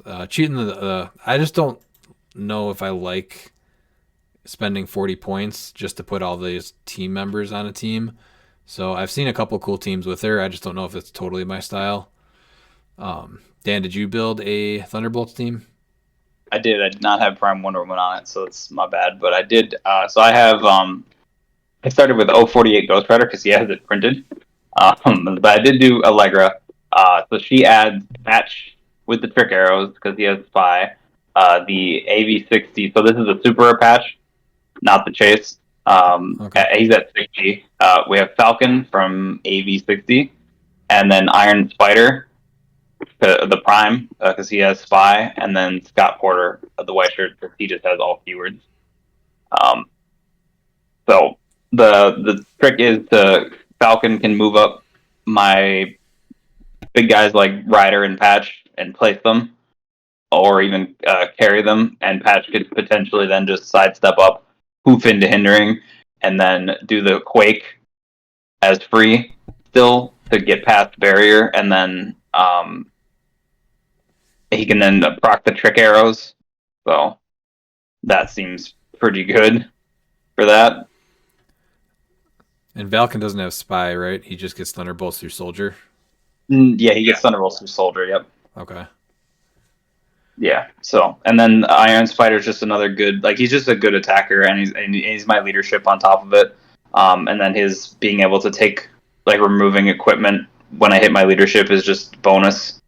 And then also he's sharing his attack value because he gives everybody Sinister Syndicate. So then my attack values can stay more consistent. I know I think everybody starts with 11, but still, I mean, like Patch goes down to a 10 in the middle, so being able to swap values to keep up higher is good. So yeah, that was kind of the strat. Was just I mean, I play super aggressively, so I like being able to fly Patch up there and being able to like, oh yeah, you've barricaded yourself behind barrier. I'm just gonna Quake from behind the wall and then proc the trick arrows and hit you twice. Yeah, I think the cool thing with her, you're at least going to see different teams just with the amount of different variations you have. Those are three kind of different keywords, I guess. So Yeah, and then like she gives the universal prob, so she could prob from anywhere. So at least like on my alpha, I have a prob on it from wherever. So it's at least something. yeah, And then I had the 001 Ghost Rider, Blade, Moon Knight, and then I actually had Doctor Strange on the sideline. I know he gives Energy Explosion, which doesn't really work with Rider, but he gives prob. So if I needed a secondary prob, I can actually put him on there for that. So that was just an option just to keep like my ability to make sure my hits land. I mean, Ghost Rider does have range. Oh yeah, so, yeah. It's just that you can't. The energy explosion it's not ideal all the time, but I mean, at least he does have 4 range dual targets. So yeah. It was more that yes, you can't proc it with hypersonic, but it was more for the prob and like yes, if I can make the energy explosion happen, cool. I mean, yeah, at least it's not a wasted power in the aspect that he has a range. So oh yeah, that means yeah, you're at least get some use out of it. Pete, did you build a Thunderbolts team? That one I did not do. I did the Dan on that one. Sorry. Right. I like that we're calling it the Dan and not the Pete. Mm-hmm. Yeah. Well, you know, he catches a lot of flack. Sometimes I got to push it downstream. Sorry, Daniel. That's fair. It's a good thing I can swim. It's a good thing I can swim, Pete. So, what do you got for Wonder Woman Thunderbolts? I have Thunderbolts. I don't have Wonder Woman just because I have another Prime that hasn't seen a lot of play, and I actually really like this Prime. Okay. So I went with Val. The Picus, the Picus, instead of Lucas PJ, it's Picus. That's his new name. It's gonna be Picus Pog.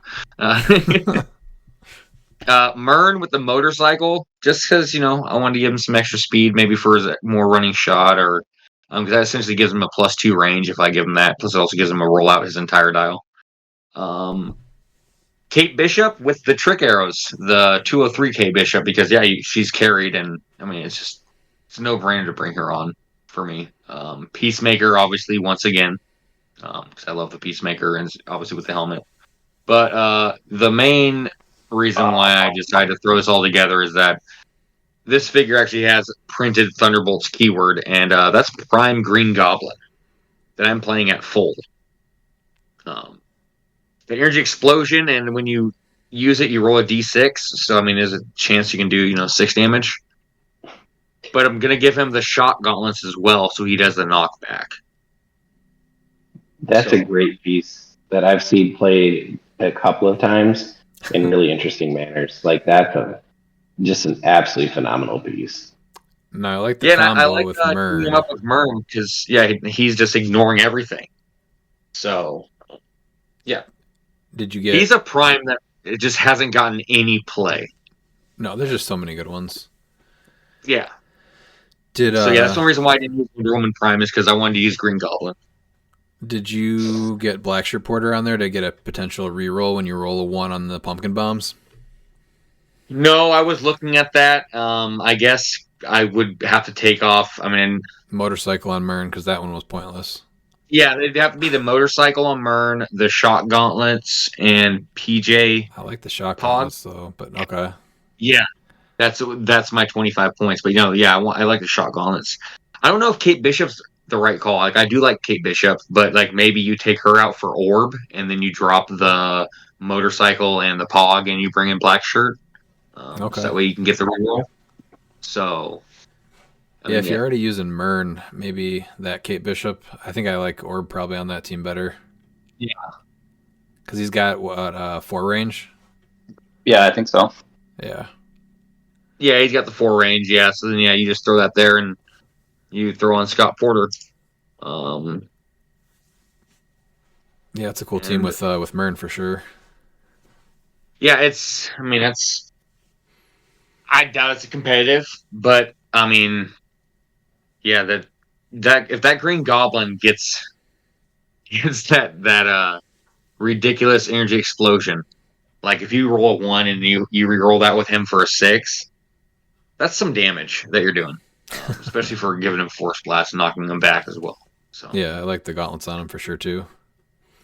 And his rally die isn't too bad because I mean he has perplex, and then if he has a rally die, you can just modify chosen combat value +2 on himself, so you can just perplex up his attack, and so now he's gonna be a 13 attack. You can perplex up his speed, so now he's gonna have 6 running shot, 7 range. You can give him a 19 defense. Yeah, I like it. And then Jeff Dumas, he put in Obama I'm guessing that's not a serious one, but I did still build one. So first I put on. You're the only one. I was guessing that. Whoa. Settle down there. Did you get one, Pete? Oh, yeah, sure. If you built an Obama Day one and you didn't build a Thunderbolts team, And you just Obama moved Day from Pete to Pat. Okay. oh, man. I tell you, I get so much besmirchment around here. We're about to lose P, and you're about to just be P. Listen, I got an Obama State team. Don't hate the player, hate the game. I'm excited to hear it. I put Don't hate- Abomination on there from the next phase, obviously. And then he is able to bring somebody with the brute or monster keyword in and give them Obama Stay during theme teams. So I threw in Kong just to help make up for a terrible team. And then I put on Porcupine, giving him the red ring so Kong can carry him up and maybe he can do something up there.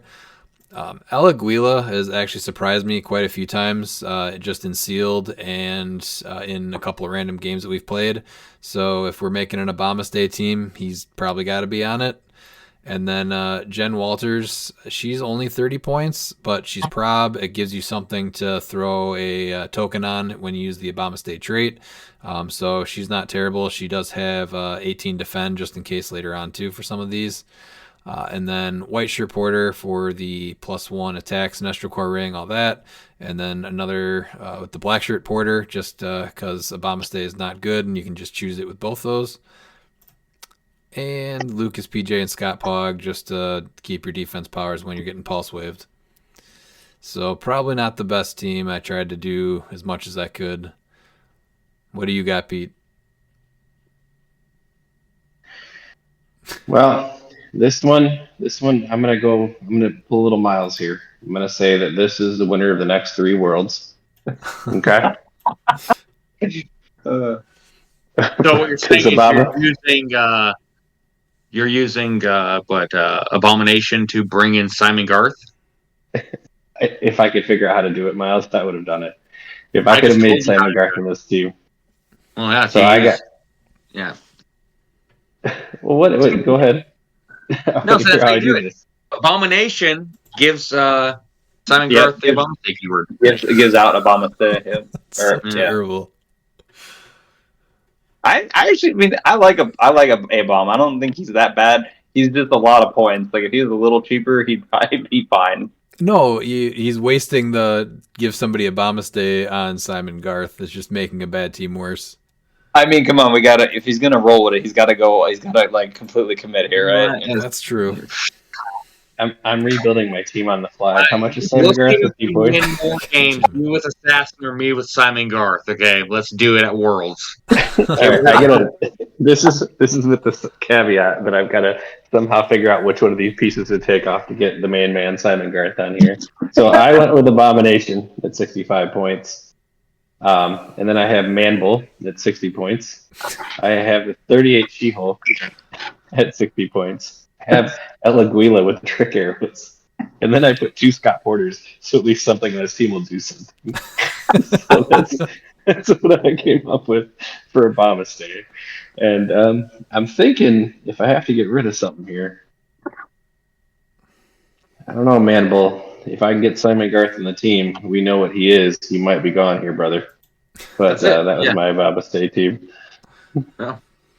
That Oh, and I would is- have the Sinestro Core on Scott Porter white shirt, and I would have the Indigo Tribe ring on the other Porter, so that I could at least last 1 or 2 more turns before my game was over from support. all right, so that's gonna wrap up Obama 300 Stay. points. Oh, Yeah. unless you guys built one on the fly real quick. I'm guessing no. Yeah, I'm doing it right now. Abomination. Mine wouldn't Yeah. count. Mine's actually not Obama Stay. Mine is Brute. Yeah, you cheater. I know. So yeah, no, it has to be Obama Stay. Yeah, That's the I- entire I- thing. I We're using saw that him on to the bring in cover. Simon Garth. We're actually running, since they're not unique, we're running 2 Abominations. Okay. Yeah, I'm not Why going to lie to you, not? Miles. I actually looked at 2 Abominations. 130 We're doing points. Simon Garth? Just so we're playing 130 points just to give other pieces Obama Stay. Is that's correct, right? Yeah, yeah. Wait, two and Blackheart. A-bombs? What is that? Blackheart's on there. Okay. Actually, you know, you're absolutely right. We're actually going to do Blackheart's actually going to be off. We're going to bring in Kong. Yep. Kong's now going to have Obama Stay. So Oh man, this is the best value in free HeroClix podcast. let's do it. Scott Porter, because let's do both of them. We'll do white shirt. We'll do black shirt. We're waiting on the blue shirt. I have 20 points left for Obama Stay. We need some objects. We need some things. So we're going to go ahead and do Hell Cycle. On to Garth. Yeah. And then we're going to go ahead and do Bucky's. We have 5 points left. That's, yeah. I guess we can go ahead and just give Bucky's arm to black shirt. And then obviously we have Sinestro ring on to white shirt. And that's it. So yeah, Devil Abomination, Simon Garth gets Hell Cycle. Kong, Scott Porter, and Scott Porter. So if you roll those dreaded 1s or 2s, guess what? Simon Garth's going to go ahead and take a token off of Kong and put him on himself. I guess he's good for something. Yeah, he is good Yeah, for something. he's great. Well, that was painful to There are build more for. teams that will win with Simon Garth than with Ra's al Ghul. He is good. He's good token fire. Facts. All right. Nope, we're done. Yeah. That's it. He generates great hindering trade markers. So, yeah. All right. So McConnell Lamar, he put in a couple of keywords or teams also. So he suggested Doom Patrol with Space Ghost specifically So obviously you have to play the chief. So the chief makes a celebrity and or robot and or soldier gain the Doom Patrol keyword, and they also get the Outsiders team ability. I'm actually surprised that more people did not build with this piece. He's only 40 points, and he really does do a lot of decent stuff. So I actually put in the new Wakanda Hulkbuster at full as the robot. And then Space Ghost at full, just because if you're making a Doom Patrol team, you have to kind of take advantage of all the points on the Chief's keywords that he's turning. So then the White Shirt Porter, just because he has Doom Patrol keyword, Sinestro Corps, of course. And then he is also the celebrity. I guess that part doesn't matter because he just, what is it? Everyone with Doom Patrol gets Outsiders and all that, right? Yeah. No, it's no, because Chief is only giving it to one person with celebrity, one person with robot, and or one person with soldier. So he's only giving it to 3. Okay, yeah. So then it does matter. So then, yeah. So White Shirt Porter was the celebrity. So you can also take advantage of his power action. So what's that? Wait. No. Space Ghost is your celebrity. Oh, yeah. Come on, man. That was the whole shtick here. All right. I was thinking nope. Okay. Yep, he is a celebrity. All right, so Porter doesn't get it, but the team still works. So you can either power action and move Wakanda Hulkbuster or Space Ghost up. So with the Chief, he has power, choose an adjacent friendly character with the Doom Patrol keyword and move them up to 5 squares. So you can do that with Wakanda Hulkbuster and also carry somebody else. So Space Ghost can get up there. And then I did also put the Black Shirt Porter on there and the Lucas, PJ, and Scott Pog, just because, again, keeping those defense powers on Pulse Wave is a pretty big deal. And then I have no Prime, so I did throw Absorbing Man on the sideline. Dan, did you build a Doom Patrol with Space Ghost? Yes, I did. What do you got? So I played Space Ghost at 60, and I put the Shock Gauntlets on him. And then my soldier was Falcon from AB60, because I just like pieces that place pieces, so it just felt pretty good. Especially because he can carry somebody up like Porter or something. Because I do have Scott Porter on there, the white shirt with the Sinestro Corps. My robot was Phoenix Sentinel though. Okay. So placing with Falcon, being able to I have mostly full map on even the big maps with that. So that feels pretty good. And then I can do the same with Space Ghost, and because the deal was I can double perplex up Space Ghost's range when he's has 0 action tokens. Or no, is it twice? Yeah, I can use it twice a turn, so he can use it on himself twice. Then I can be a 7 range, 2 targets, and then I can pick what is it, the Psy Blast and Energy Explosion. Yeah. So I can do that. And then the Shock Gauntlets, that feels pretty good. So being able to move him 8, place him in 9, and then have him shoot into 15 is pretty solid by himself. And then I can sidestep so I can get to 16. So on a small map, I have full reach with Space Ghost. And obviously Phoenix Sentinel. So that was the idea there. And then I have my rest of my team is Beast Boy. The Prime is my other leadership in case Chief does die. And Beast Boy is not necessarily bad. Super Strength is good for 30 points. So that was kind of the thought too, is he helps me clear out. I know Space Ghost has it, but I don't think it's bad to have another piece with it. So being able to pick up move train as I need it seemed helpful. And then, like I said, Scott Porter rounded out my. I think I have like 15 points left to play with that I was trying to figure out for equipment, like other potential equipment and or objects. So that was where I was at with that right now. Okay. Yeah. Yeah, it seems pretty strong. Pete, did we get a Doom Patrol with Space Ghost team out of you? Well, you guys those are really good teams, honestly, both of them. This is probably the most fun. When I saw him post this, like immediately I was like, this is awesome. Like I love the idea. Now I would not play Space Ghost as my celebrity. That would absolutely be Kong every time. But because this was the assignment and McConnell, this is what he asked for. So I've got Space Ghost at full with pumpkin bombs. Then I have the Chief, obviously, to order cheat other things. And I went with Ace for my robot. Like maybe it's just recency biased with the game we played, but man, that 19 defend and how he healed with the regen and everything, like he's a really underrated piece. Yeah, for only 50 So points. for 50 points, he does so much, and I love the idea of the Phoenix Sentinel. And Redman, I have to say your idea was at least reasonable this time. And then for Single my kind of soldier, Hulkbuster. yes, I loved it. My soldier would have been Blue Marble though. Okay. Just running shot, pulse wave, force blast, 50 points. Like you're doing a lot of things, and I would have had Elastigirl actually to have Doom Patrol on there, and she's really a pretty good attacker, honestly. Yeah, I've actually seen her do Giant quite a reach bit. for. Yeah, regen is free, so she's got some stability, and you've got to get through 2 clicks of invincible. Oh yeah, And I mean, then, Christine likes to play her, right? She has a few times, and she's done well and pulled her in Oh, sealed. yeah. I think that's when she got she played her first was in that, and then played her a couple times after because she's every single time she's performed well. Mm-hmm. she's one of those pieces that always performs way better than what she looks like. Yeah, I feel absolutely. like there's a couple of them, like that Domino 2 from the new set. Like you're just like you look at the dial and you're like, eh, and then like you have to kill it, and you're like, my God, can I just kill this piece? Yeah, very And then similar actually. I had 10 points left. I love the Crazy Jane Legacy. Like I just think she's a wildly fun piece. And giving everybody outsiders is such an underrated team ability. Oh my God.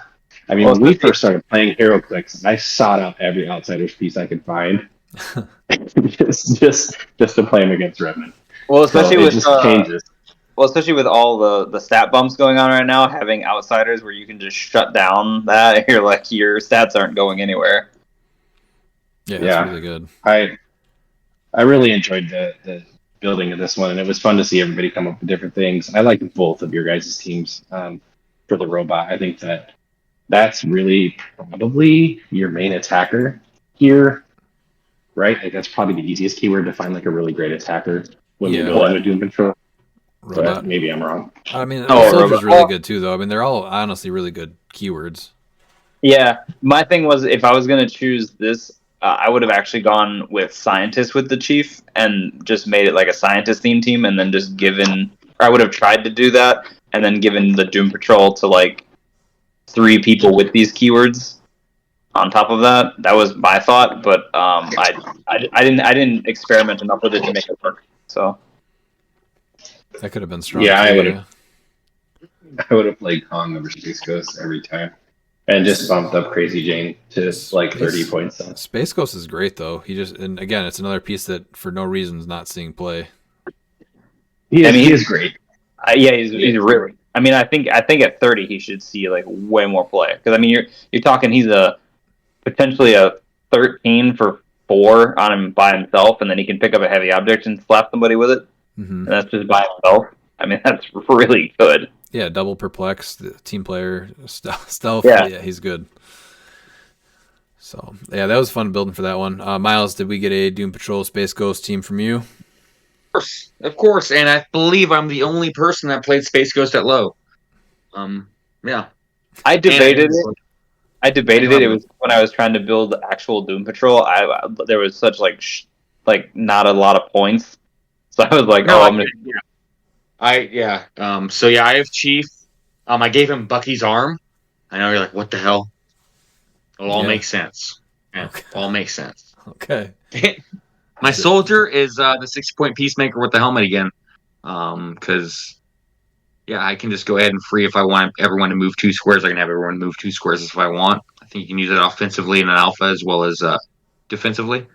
I have 2 Miss Marvels at 50, one with the Blue Lantern ring. So those Miss Marvels now allow Chief to be an 11 for 3. All right, no one's gonna see that coming. Space Ghost with Shock Gauntlets, and then I have both Porters. Obviously, you're gonna have the Sinestro ring on the white shirt. Oh, I didn't even think about. I forgot about Miss Marvel. That would actually be amazing. To be honest. Yeah.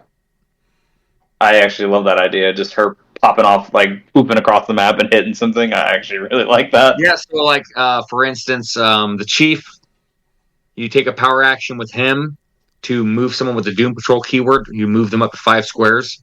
So now you can go ahead and move your Space Ghost up 5. squares. You're going to go ahead and place your Miss Marvels adjacent to them. Then you can have the Peacemaker do his free move, and then so Space Ghost can then move 2 squares. So that's 7, and then he can charge 3, potentially 5, if you want. So it's almost full map. So yeah, it's not too bad. And then you're also gonna have the Miss Marvels following him. Who did you But put so if you're Bucky's able to arm use on? that, if they're already like halfway through like on a small map, you're able to use that for Space Ghost to move 7 squares, and now Space Ghost is going to be hitting for a 13 for 6. Who did you put Bucky's arm on? Chief. Oh, okay, I thought you said Space Ghost originally. So yeah, that does. I don't know if it makes a ton of sense, but it makes more sense than Space No, I had Ghost. 5 points left, and I just thought it'd be hilarious to give Chief Bucky's arm. Because, there's sometimes when you're like, damn, I wish Chief could do damage. And, who knows? Maybe I'm in the right position to where, I can TK up Chief, and maybe the Miss Marvels are next to him. And with the blue ring and with the white shirt, he's now hitting an 11 for 3. I mean, That is something he could do. yeah. And he gets super senses on a 6. Yep. Why didn't he try for that? All right. Niles Calder is the man. Can we work Chief into a team with Simon Garth and with Obama Stay? Because I think you're onto something, Miles. Yeah, I could give him Obama's Day. And then what's interesting too is that we monsters and everything, you can also give them the Doom Patrol keyword. Because you can probably you can make Celebrity Boom. There you go. Kong can now have the Outsiders keyword on an Obama Day team with Chief. It's actually a monster keyword. So the next one is Clea Sorcerer Supreme. He wanted to see a ruler team and then also a mystical team. I think this one was probably one of the harder ones for me to build with, just because she's not really my play style. She's 80 I did points. not do mystical. Yeah, that's just not my. You did ruler though. I did both of them. Yeah, I did ruler. Okay, yeah, that's the one we're doing first. So if you guys have ruler, we can talk about those. I mean, mine and Miles is probably. I'm sure ours are exactly identical. Actually, yeah, all 3 of us probably are. Called I Hate Plants. So I got Clea at 80 points, Prime Colossus, Blackheart at 50, Tong at 50, and unfortunately I only had 35 points left, so I just have Genesis without a sword, so I can get leadership. Yeah, see, I had 5 points left, so I had her with the sword because I had I have Nifty Traffic Barrel, so it's I probably don't need a barrel. Yeah, so. You have most of what I had too. So the extra 35 points for me though was the White Shirt Porter with Sinestro Core, and then I threw a Legacy Daredevil on, and I've had pretty good results with him grabbing that traffic barrel. So I threw that on there too. It kind of shuts people down a little bit. So do you not have leadership then? Is that what you're going with? Is just or did you pick somebody else with leadership then? Oh, did I mess that up again? Damn it! Yeah, I think. You're usually so good about this, and I'm just like, wait, you have no leader. Yeah, that's why I specifically went with Genesis, because she gave me leadership. Yeah, that's probably the play. She's probably one of the best rulers with leadership that's cheap like that. So that's what both of you guys did, was Genesis. Oh yeah, yeah, that's probably the play then. So, you just go all out there. The reason why is because the Ivies are there. I know they're the big bad, but I think this team also deals with a lot of other things decently well enough. Clea has a stop click. She has super senses for 4 for 5 clicks, but her stop click also has invincible. So I really like that. And with Krakoa coming out and Krakoa being a potential problem, I think Clea is almost a must play, because his first trait targets to have people lose powers. And if he's not within Clea's range, then no one's losing powers. Now, I know that HC Units has him listed at 50 points, but we still have not seen a correction on how many points he actually is, though, right? Okay. No, that's the community pretty much saying, yeah, he's 50 points. Yeah, so out of the three of us, then we pretty much built the same team with her on ruler. I just messed up and forgot leadership, and so I think that the strongest leadership would definitely be that Genesis. Yeah, if I was gonna do mystical, I'd probably do her, Blackheart, Arachnite. Let's see, I was trying to think of something else here that I was gonna throw on there. But that was where I would start if I was doing mystical with that. Oh, and Madam Web, because they both have super senses, so she's just good and she's played out well for me before. So. Mm-hmm. Pete, did you build either mystical or ruler for Clea? I built both actually. All right, let's hear your so ruler. I started with Clea, Sorcerer Supreme, and then Prime Colossus. Is it the same? Why not? And then Kong. Anytime Kong hits the board,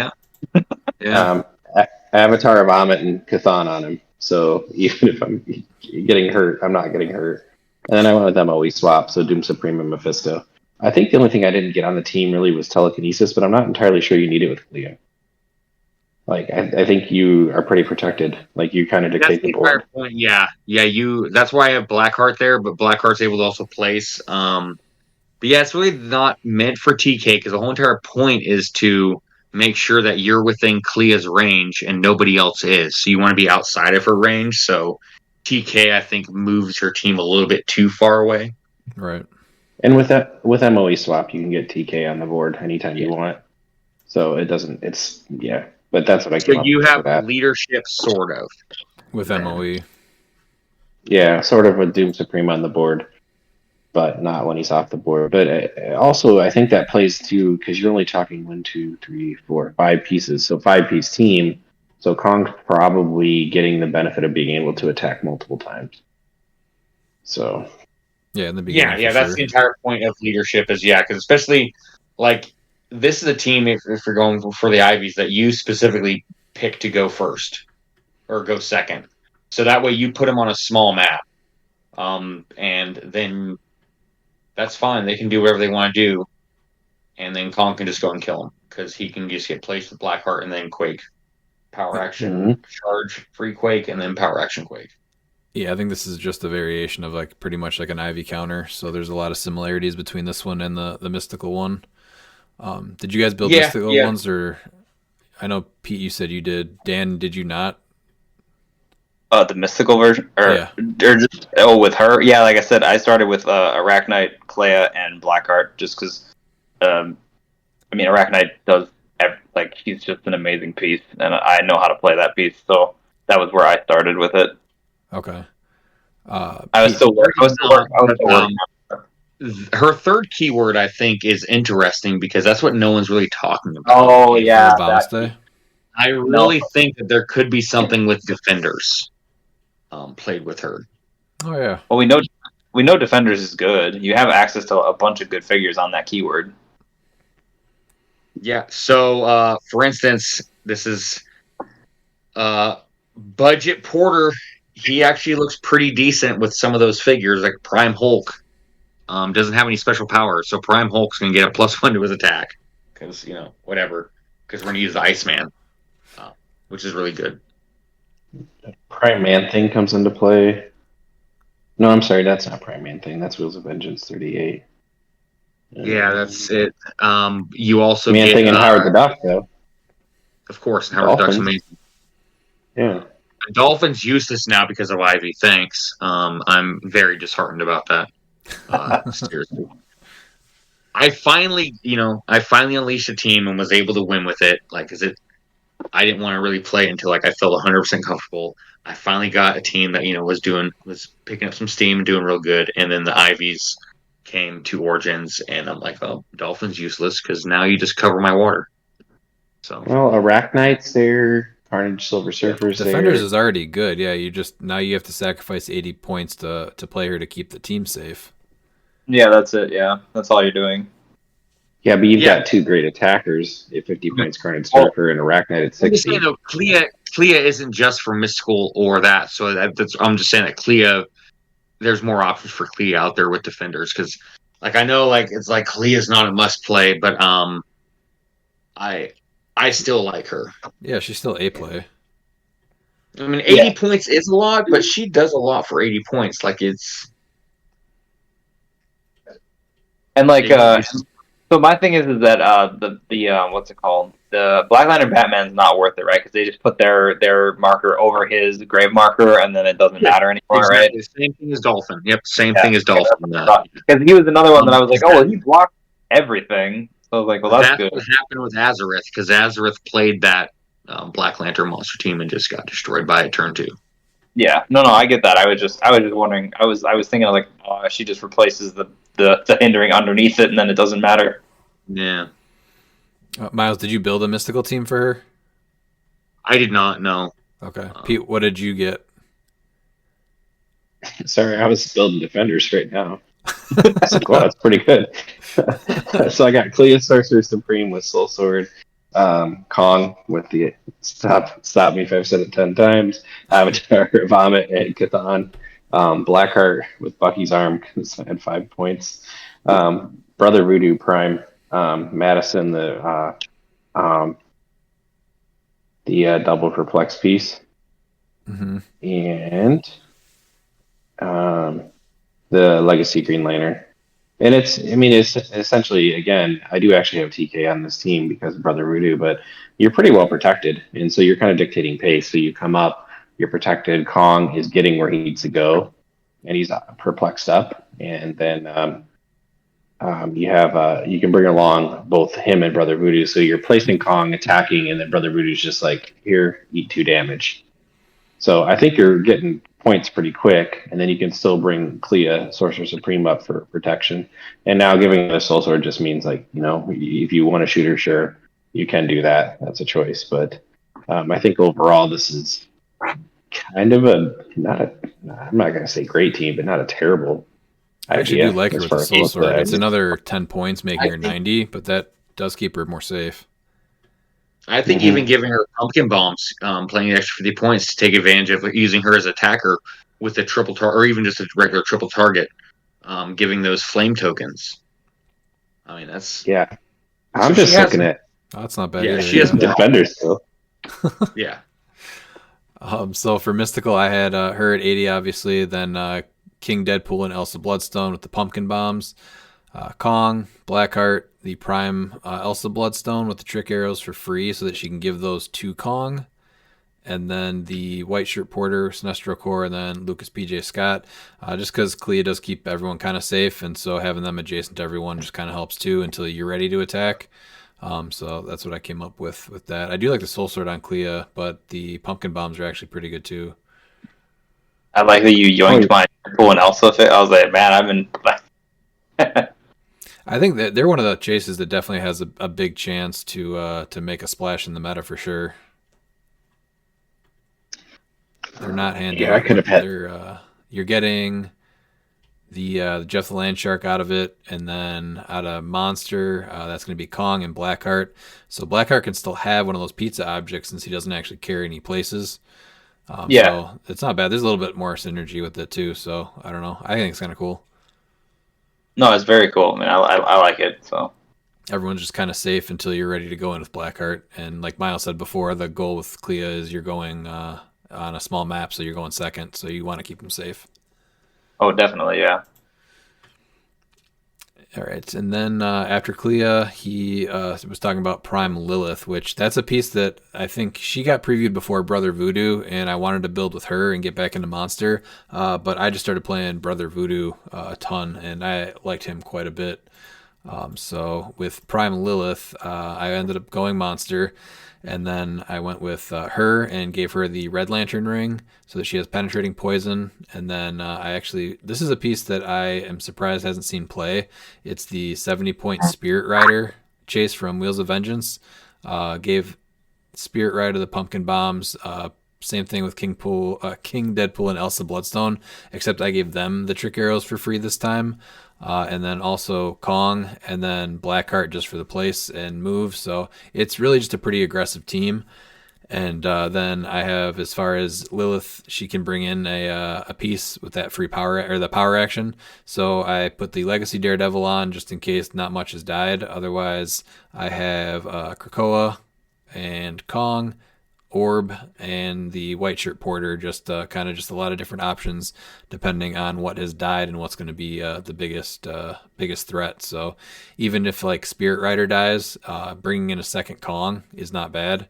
The Kong that's on my build, I did put Avatar of Amit on also. So it's a super aggressive team, but seems fun. Dan, this is a piece I think you wanted to build with too, isn't it? Yeah, I love her so much, but she's just like, it was always tough for me to want to build with her. That was like always my issue with it. But I actually, so I also went full aggression too. So I built Ruler though, but it also has a bit of monster on the background. So it's Ghost Rider 048. It's her. It is Venom Thanos with the Hell Cycle. It is Blackheart and it is Kong. Um, so the trick is like, oh, when I pick something with Venom Thanos, she can just poof over to wherever he goes, and she can grab it. And so like, because he can give out what is it? Phasing, post combat expert, mind control, prob, shape change, or steal energy. So giving most of those powers to her is quite useful because she can make ranged or close attacks. Mm-hmm. And then she has traded in power and enhancement, which is awesome. And so she can poof over to whoever. And she also has top dial support, so that allowed me to feel more comfortable running Chthon on Ghost Rider because then I'm not as worried. Like I know I have the option at the beginning of the game, but it felt like it gave me more comfort in doing that because then I can just poof her over next to him and then heal him. Okay. So I'm not as worried about I have to run Steel Energy on him with the 001 rider. I can run my other options that I want on my sideline. And like if I need like say more Battle Fury Precision Strike or something, or I need something else that's not Steel Energy. So oh yeah, the one other thing I didn't mention too was playing the tarot card that lets you poison after being moved or placed on that was team. yeah. That's that just was on like mine. crazy with her. Yeah, just being able to boop over there and then poison with her, and then you can charge in with Kong with Amit, and then poison again. And then if you choose to bring in that Daredevil, that's another piece that you can poison. So that's a lot of poison if that tarot card comes in at the right time, and you can bring him in. Yeah, because I have Rider, and I was thinking about doing the Avatar of Amit on Kong, and then so I'd have 3 poisons to do during that time when that card's up that I could do. Yeah, depending on when that came up, that could be huge. Oh yeah. Pete, what about you? Did you get a Prime Lilith team in? Oh, I did actually. It's interesting your sideline. I actually went higher point on the sideline. I think because what did you start at to bring in? What was your highest pointed one? It was kind of variation because did you read her? Because they score Yeah, so whatever you you have to. bring in. I understand. So I went with the hyper aggressive team too. I think that's the way you play her. I went King Deadpool and also Bloodstone at 55. The Man Thing 53A. Lilith, Kong, Avatar, Amit, and Chthon. And then I went Carded Silver Surfer. And you've got a lot of ways you can go with that. You can put Khonshu on him for free. You can put any symbiotes on him for free. And then Black Shirt Porter. Is it the Black Shirt Porter? Yeah, Black Shirt Porter. So that gave me 295. And then my sideline was Jeff Delange. Actually, I don't think he's sideline. You just generate him, so I don't need him on the sideline. Yeah. So you generate him. And then obviously Amit and Chthon. But I had Kong, Orb, and Spider-Man Beyond Amazing Carnage at 75 points. Because if I get down and they score, then I need to come back with some solid attackers. I don't know that Carnage is coming in, but I think in the right place. That piece is nasty. Yeah, we've seen it do some damage. Yeah, so I think I'd probably figure something else out for the sideline. But this was a really fun build, too. I don't actually own Lilith. I think she's a super cool piece. But it's not something I would play with. I think it's a lot more subtle piece than what I like to play with. But I did have fun building for it. So as you can see, all three of us did pretty hyper aggressive teams. Miles, what did you get out of Prime Lilith? Yeah, I'm not going to change the trend. I went extremely hyper aggressive. Lilith, obviously, Blackheart, double Kong, one with Amit, Scott Porter with the Sinestro Core Ring, and then I actually played the Legacy Ghost Rider with the motorcycle to give him that extra speed, and then give him a roll out for senses. I have Chthon on the sideline for either Blackheart or Ghost Rider. The figure that I gave Ghost Rider for his pilot, I can't use Prime Absorbing Man, so I went for the second best thing, which is going to be Ghost Panther 2099. That way I can get the 11 attack from her, and she has Steel Energy, and I'll also be able to get Exploit Weakness. So that way, he's going to be hitting for even harder. So that way, if I give him with Chthon, he's going to go ahead and do the Steel Energy. I did not go for high point figures on my sideline. I put it to where if I lose one of my attackers, I instantly bring in another attacker. So my highest point figure is actually Orb, who can, I think, completely just change the game, especially if you bring him all the way. He's already all the way across the map, so he's able to get his flurry charge. Daredevil, and at any point value, 10, 20, 30.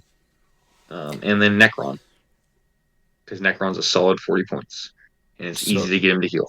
Do you remember if you have Daredevil on your sideline, can you decide when you bring him in if he's 10, 20, or 30, or do you have to have 3 different ones on your sideline? One's 10, one's 20, one's 30. 3 different, you declare the point.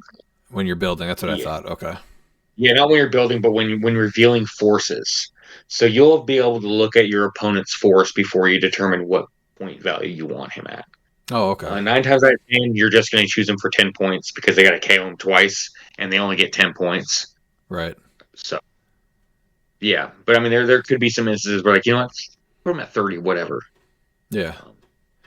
But, yeah. Well, it depends on, what you, I guess, want to give up and what you have on your team. If there's nothing, because you probably have, you said you have Porter, right? The white shirt? Or yeah, the white shirt. So, yeah. So then I guess you're probably picking 20 so that he can always come in at 20 at least. Yeah, but there could be this 10 points, especially looking at teams. You're like, crap, and I think that there's a chance that I can be giving up a lot of points. I think it's best if I just put 10 points because that way, if I can get him in, he's only 10 points. So, but he's usually not going to be my first choice. My first choice is probably going to always be Necron for majority of the time just because he's able to heal above that. But an Orb is going to be a close second. With Daredevil as the third option. But Necron's going to be the choice 90% of the time. You said you're already going in with 2 Kongs also, right? On your starting force? Yeah. Okay. Yeah. Yeah, there's no reason to get a third Kong. Well, and the reason why is because it has to be... I want it to where if I only have one figure KO'd, I want to do that. Because I believe it's just yours, right? Yes. Yeah, and you also have to think, too, that if either one of those Kongs die, you're not bringing in another Kong because they have to be more points, unless something else has died also, I guess. So having Orb or Necron can come in for one of those, which is not bad. Yeah, so that's why I'm going with the Orb or Necron to be able to come in for a Kong and be able to protect that Kong that got KO'd. Right. All right. So Aaron Morgan said, I'm working on new modern tech. Let me know what you think of it. So he has an Araco build. I don't know if you guys went over this one, but it is Apocalypse, the Grand Prize Apocalypse at 145 with Sword Bearer, a Kong, Genesis with the Sword Bearer, at low points, Prime Elsa Bloodstone with Warlock, and then Cordian Thunderer with the Sinestro Core Ring. So what did you guys think of that team that he submitted? I mean, I like it because you have what you have. So I was looking at it, and I was going to be using Elsa to give Kong that Warlock. So Kong's not going to have shape change, which is pretty nasty. Mm-hmm. Playing APOC at 145 is really smart because now you're going to have 2 big temples because Kong's not going to be even harder to KO because now he's going to have that double rollout essentially with the Warlock sword. Because he also now has Impervious, actually triple, I guess, and shape change. So there's a lot to really like there. Also, Bloodstone's going to be there. I wish that... I mean, she's going to be able to get the free attacks. She'll be able to get the... Yeah, there's... She also counters other APOCs and Genesis because she has a free attack. So all she has to do is just free attack, KO that object. Right. She's going to get a soul sword. I know it's not going to be useful, but like that's since she can't really heal off stop click or anything like that. No, but she's got Mystics, so she can just choose the right. You can. Or I'm pretty sure she has Mystics. Does she not? She does not have Mystics. She has no TAs. Oh, okay. I thought she did for some reason. I was Surprisingly, like, yeah, what? I was looking at that. I was like, how does she not have Mystics? Oh, No, 'cause I love it. I think the APOC at non-prime. 145 is the sweet spot that not enough people are playing in that. Apocalypse. Yes. Yeah, I like it. The as far as like my play style goes, I just haven't been able to get him to work at was it 145? Yeah, 145. Yeah. So I knocked him down to 35. I still like the trick arrows on Kong, even though you don't get that rollout. So having Elsa Bloodstone start with those for free. And then just using Carnage Silver Surfer with Skybreaker, so he gets the rollout. And also he can make 3 attacks then if he hits, with a close attack at least, with the Hypersonic. And then Blackheart just to deploy. So just knocking him down. I know he's not your secondary attacker anymore. I just felt like I had a little bit more offense. So I had Kong, Carnage Silver Surfer at 50, 10 points in the Skybreaker, Blackheart, and then APOC and Genesis both a Sword Bearer, and then Prime Elsa Bloodstone, Trick Arrows, and Sinestro Core Ring on the white shirt Scott Porter, and then Traffic Barrel. That's just for me though. Just I have not had as good a luck with him at mid. I know some people have though, and they really like him because he still can phase up there and then make an attack with 7 range, right? Yep. No, it has to be a close attack. So you only have his what do you call it? His whatever his It's speed value not is. close attack, it just says make an attack. Oh, is it make an attack? I thought it was close attack. Yeah. No, it is close attack. So it's Flurry, Phasing Teleport. When Apocalypse uses Phasing Teleport after resolution, you make a close attack. Yeah. Just somebody else, yeah. So I know that he's done well at that point value. So I'm sure that it's good. It just isn't my. I haven't had good luck with it, but I'd like to see that. I do like Kong with the Warlock Sword too. So that's pretty good, giving him that rollout. And then I think it's a great team, honestly. I mean, I think it's a really solid idea. You have Kong, and now you're making him harder to kill. 2 ways, gross. Yeah, that's a team I definitely would like to see played. I'm gonna be honest with you. I may steal Aaron's team. I haven't decided yet. I'll give him credit there. I'll just call Aaron's team the whole time. So yeah, I love it. Honestly, it's really sits. I keep looking at it. I think, man, that is just, it does so much. I think that's like the best thing about it is like when you look at it, you don't know exactly how to attack it, and it's got plenty of threats that you really can't waste a lot of time deciding. Yeah, and that 145 Apocalypse is a great play. Like I agree 100%. I think he's the sweet spot. I mean, everybody loves him at 30, and I love him at 300. You got to really talk me out of playing that piece. Like honestly, it's just a great piece. So Oh yeah, he's good at all the point values for sure. yeah. All right, and then our last person that wrote in was Ryan Bookwood. So his first one was a Black Lantern team with the monster, or a Black Lantern monster hybrid. So the first one was with Black Lantern Superman. Dan, did you build one with that? I did not, because Black Lantern Superman is kind of poo. Okay. Pete, did you get one with Black Lantern Superman? I mean, I did because you guys asked me to build it. So it's not good. Well, yeah, that's a given. I got Black Lantern Superman. He's never going to move out of my starting area until I can heal him up. With Scott Porter and the Indigo Skybrain and Necron.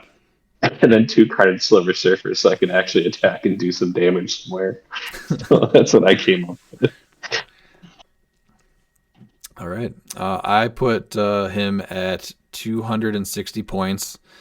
He gets the Avatar of Khonshu for free, and then I put in 1, 2, 3, 4, 5, 6, 7, 8 time breakers. So it is not themed, but the goal is to power action with 1 time breaker to move him up 1 square so you can get another time breaker behind him. And then you can kind of set that up so you're surrounding him with time breakers. You power action with another one to throw him out 8 squares. And then he's got full map reach with a 9 hypersonic. He gets the what is it? The prob and the stealth from Khonshu. Yeah. So I think actually this team might do really well against the Poison Ivy team.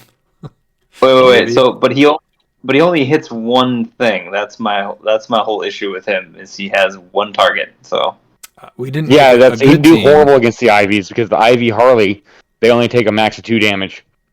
Oh, and he only has 1 damage. Yeah, well, we're not making a good team. We're making a team with Black Lantern Superman. Well, that's right. It's good. It's good. What do you mean? He is probably the best, most underplayed chase at the moment. He's got, not a lot going on, so I don't care too much about him. Miles, did you make a team with him? Yes, I did. So this is what's going to happen. We're going to play him at 120. We're going to go ahead and put Blackheart on there because we want to be able to place him there. So we're at now 170. We're going to, let's put Necron because we want to be able to heal. So we're at 210. Black Lantern Batman, so now we're at 250. Dukong, we're at 300. Oh no, we more. Okay, so we probably need about 120 points. So we're gonna go ahead and take Black Lantern and Superman off the team to try and make it good. Let's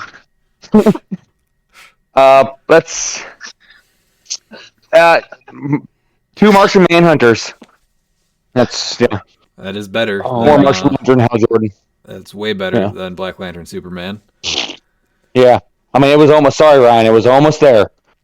We almost had it. It is just so much better without him. It's way better without him. Dan, did you make a monster Black Lantern without Superman?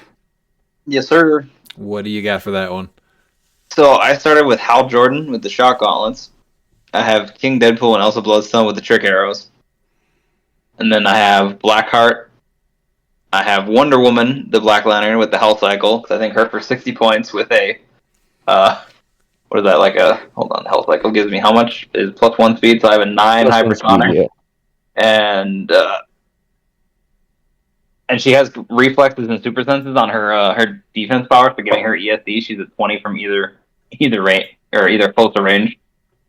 And then obviously Necron with the Avatar of Khonshu, and then White Shirt Porter with the Sinestro core ring. Because I'm not really worried about healing Necron. I've got a bunch of threats, and I've got enough Black Lanterns on my force that should something die, he'll just heal, and he's there for his 7 range prob, basically, to start off with, and then hopefully he'll ramp up.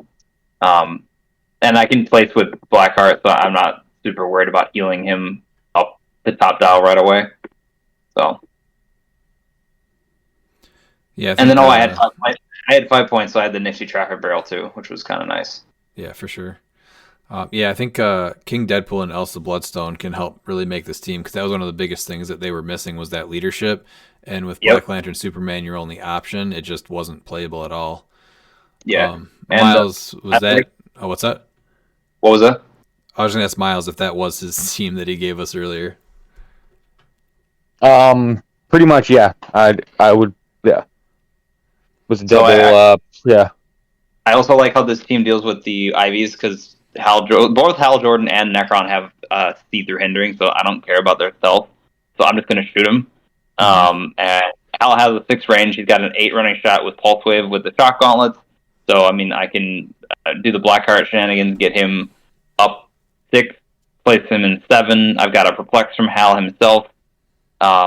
And then I can potentially running shot Pulse Wave and hit everything into walls and do 3 damage right there. 2 damage at least. And then follow up with either like Necron or something else. And Hell's is good. I think he's actually one of the more slept on faces as far as like tempo, because him giving out willpower to anyone within grave markers is just really, really good. Yeah, I actually put him on my monster team I played at Rock Cup, and he actually was surprisingly, he's my MVP. The combination between him and the Black Lantern Superman was really, really good. He was just doing great every game. Yeah, you would probably won if you didn't have Black Lantern Superman, let's be real. I didn't put him on there. I did not get him on there. So you said Black Lantern Superman. So I know you did. Oh, I did? And then, I meant Batman then. I meant Black Lantern Batman. Okay. Batman, all right. And then Wonder Woman is there to deal with like your shape change, because she has Battle Fury, and I think for 45, like I bumped her to 60 with the Hell Cycle, but I mean I think that's pretty solid for that. So Yeah, so that's my team. So I think it's pretty decent. I've got good reach and ability to deal with multiple threats. So Yeah, all the Black Lantern pieces are really pretty good. Just you gotta decide which ones you want to play and build around those. But I think King, Deadpool, and Elsa really allow that to happen now. oh yeah, Wait a well, second. Hold on. You and they said give all the them. Black Lantern pieces were I'm really sorry, good. yeah, I messed up again. So I'm Well, sorry, with the the other exception of Superman. so the He's other just he's thing that just off the allows table, and yeah, yeah. He So looks nice. the other thing that allows this to be even better is that you get Jeff, which he can make pizza objects, right? And as well as King Deadpool. So with that, they can heal themselves up a click if you want, because you can just have Necron make a grave marker, yep, and then you heal whoever you want. So I can buff like Wonder Woman up to super strength right away. If I don't want blades and I want the close combat, if I want her going in like a 12 for 5 instead, I can yeah, do that's that. great. So or Yeah, Hal Jordan, I can buff him up to 18, 19 or whatever quickly if I really want to with the pizza objects. So yeah, he doesn't lose anything if you can get him to heal all the way to top. Then it doesn't really change his dial. He just loses that barrier ESD toughness click, and then how he gives the graves out. yeah, I actually started kind of similar to you. I did the Hal Jordan, but I put the Green Lantern ring on. I just feel like if you can get that on there, then you probably should have a ring. And then same thing, I had King Deadpool with an Elsa Bloodstone, Trick Arrows, and then I threw Green Arrow on there. I just think he is still really good. Necron, obviously, Black Lantern, Batman, and then I actually put on Hell Cow and Scott Porter. So if Hell Cow does her Smoke Cloud, but generates that under Necron, then both the Black Shirt Porter and Hellcow can support Necron twice, and he'll heal an extra click. So between those two, it's a minimum of 4 clicks with a potential of 8. wait. How can Hellcow heal Necron? I don't know. Oh, because it's got support. Yeah, but it doesn't have the Black Lantern keyword. Oh, all right. Well, then Scott Porter's still doing it with the thing, and Hellcow's just good. Leave Hellcow alone. Did you get I'm not. leadership on this team? Sorry. I Yeah, did. that's That's King what Deadpool and King.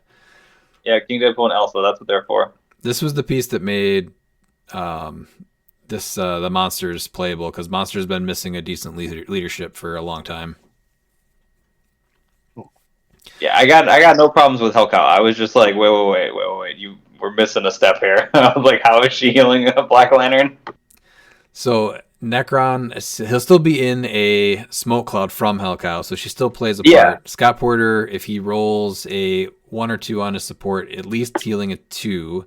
If 5 or 6, he's healing 4, and then he's got pizza to eat, which will be an extra click. So it's still good. Oh no, it's good. He could be top dial like with that. If you get lucky and you roll a 5 or 6 and you use the pizza, he's top dial. He's then a big threat for 40 points. So I thought that was kind of neat.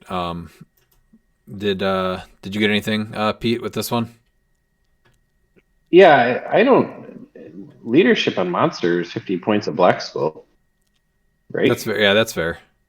You can also Yeah, do that. okay. But you're just what makes me nervous about that is as soon as you switch off of that to something else for your MOE swap, right? That's when that makes me nervous. No, I get that. But it's still, there's not many things better than the MOE swap for the 80 points, especially if you have Mephisto also, because you're healing constantly in addition to whatever. But I just went with a hyper aggressive monster team, Carnage Silver Surfer, and you can choose if you want your avatars or symbiotes, however you want to handle that. Black Skull. I love Green Arrow. Black Lantern Green Arrow is an awesome piece.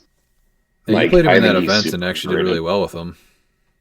Oh, he'll just sneak up on people. Honestly, they're like, "Oh, he's here," but once you start to get him up top dial, like he's hitting 13 for 3, and then he can still do the Gravedigger arrow, See, which is awesome. the only reason I didn't play him was because I was just worried about him being a glass cannon and then just like dying. That was my struggle with wanting to put him on. Was I'm like, he will just get one shot. He will. Yeah, he's the weakest one probably, but if he's not dealt with, he's pretty solid as an attacker with that 7 range. Oh yeah, Oh, I agree. I don't That was- think he's the weakest. I think Superman's the weakest. Like I know No, stat wise it says otherwise. I actually meant specifically like on my team and probably on Pete's team also. That's probably the weakest piece. But no, Superman. Yeah, but if you get his trick off, if you get his trick off, it's good. But he is squishy. I know that is scary. But I mean, there is one of the biggest meta pieces currently is pretty squishy, but they hit hard. Yeah, that's true. Granted, they hit a little bit harder than Green Arrow, but they're also 25 more points. Mm-hmm. I also had Necron, and then I had Black Lantern Batman, and I put Bucky's arm on him. Then Mephisto, and I had Black Shirt Porter. Black Shirt Porter made a lot of my teams, honestly. I think just for the need for TK on most things. Yeah. And then he still gives you the community tokens, so exactly. He's amazing. And then Indigo Tri-Brig, so I can do the healing up nonsense right at the start of the game. So I think my team gets chewed up by IVs pretty quick, but I don't know. Like I said, I know they won an event. I guess we'll see. I could be wrong. I know HeroClix is a lot of copying and things like that, but I just it's more so of the amount that you need to invest into that team. So you're looking at if you play that exact team, less than $200. Yeah, that's fair. So even if you have players that have money, that's a cheap team to just build on the spot because it's pretty self-explanatory how to play. I'm sure others can pilot it better than others, but yeah, it's really self-explanatory and it's only like a $200, which when you look at competitive HeroClix teams, it's pretty cheap. Yeah, in relation. But if people are doing that, I think it's wrong because of how many people are counter building it. So it's not. I don't see it winning Gen Con. For the next 2 months, I think we're going to honestly see a lot of Ivy builds and counter Ivy builds. So I'm hoping it's short-lived. We'll see. Yeah, we'll see with World. Like basically the best. Kong is arguably the best 50-point attacker in the game currently, right? Mm-hmm. Like I'm not even sure if I can say currently. I think you can argue that he's probably the best 50-point figure we ever got, and that's including Sky Tyrant and Carnage. Surfer? Yeah, Carnage Surfer. Just because he doesn't need to get the attack to become good, like he's already extremely good. Yeah, he's already. Yeah, he's just good right out the gate. You don't have to do anything to him. Yeah. Doesn't that give you a little bit of like an Ivy counter automatically? Isn't that going to see more play? I mean, he should be. I mean, there are at least 19s. If you're rolling 7s, which is average, right? If you're not like buffing any of your stats or anything. I don't know, but they can. The thing is too, I think, with the advent of say like Krakoa, they might be able to just deal with Kong. Like you're just like, well, I'm gonna just erase your impervious and then just wail on you until you die. That's why Clea Kong. Yeah, that's why you do the Clea Kong so they can't. Oh no, I get that. It sucks that like you're now almost required to play an 80-point piece. But I mean, there's also other answers out there too, like with Magneto. But then again, that's 100 points. Clea at least gives you advantages against other matchups. Does he really though? I don't think it doesn't feel like he does. Like he's 100 points of like that is gonna probably just die. That's what I mean. That's what I was saying. Clea at least gives you advantages against other matchups. Yeah. I just got some talk when she started, like when she came out. Well, that's because people were trying to play 2 and Breaker. Yeah, she was broken when she came out. It was like, let's perplex my range down to 3, so you or whatever it was, right? Or no, it was because at that time you had the Lasso of Truth that replaced her range to 4. Yeah, that's legal. So and then to 1, you surround her by 8 characters. Yep. They cannot attack you. Nope. Because you have to be within 1 of Clea, which is why they were errata to where unless you're adjacent. Yep, which is a fine errata. That was like perfectly good for her. Oh yeah, for sure. Yeah, that's why she didn't. Yeah, no one played her because she wasn't broken. That's usually how it goes. Is that she's crap now, and now it's like look at this, Clea's coming back, which is I love to see that. Is that a piece that people only wanted to play when she was broken and then didn't think she was good, and now. Do I wish she was like a little cheaper for her low line? Yeah, like just a little bit. But her effect is very powerful, so I understand why they made her 80. But I would have liked to see her low line maybe like a little bit cheaper. Well, yeah, AV60 had that weird thing where you had a lot of good super rares that should have been slightly lower points. Starbrand, for instance, 75 points is a lot for her. So I know she made top 4, and that's an anomaly. That's just a great team with her. I don't know. I know it's meant to bump up Hawkeye, but I don't know if that team needs her to get that top 4. Versus you could just do something else. Yeah. And I think there's a way to optimize that 75 points. Yeah, where Starbrand is. I think in silver, Starbrand is the bee's knees in silver. Just because you're able to give her other objects to give out powers. Oh, probably. Yeah, I could see that. But yeah, AV60 had some weird point values for some figures that seem to be overcosted when they shouldn't have been. Yeah. I just don't want to see it this Worlds kind of like a repeat of 2022, and majority was Thanos and Apocalypse. I don't want to see just the majority of Ivy and then counter Ivy Kong teams. And it's looking like it's going to be that route because I don't think they're going to errata her or fix it. I'm hoping they actually do a theme Worlds this year because that event actually has me looking forward to Worlds just because I know that with theme Highlander. You're going to see a lot. The Highlander is really going to make it a lot better for me. Because I can actually play figures that normally wouldn't have a chance in Modern. Right, yeah. I like Theme a lot. It really just depends on what days or what events, because I had to miss out on Theme last year, because I think they did... It was like during the second... Was it during Team Worlds, or was it the first day? No, they had no Theme Worlds. They had Silver Theme.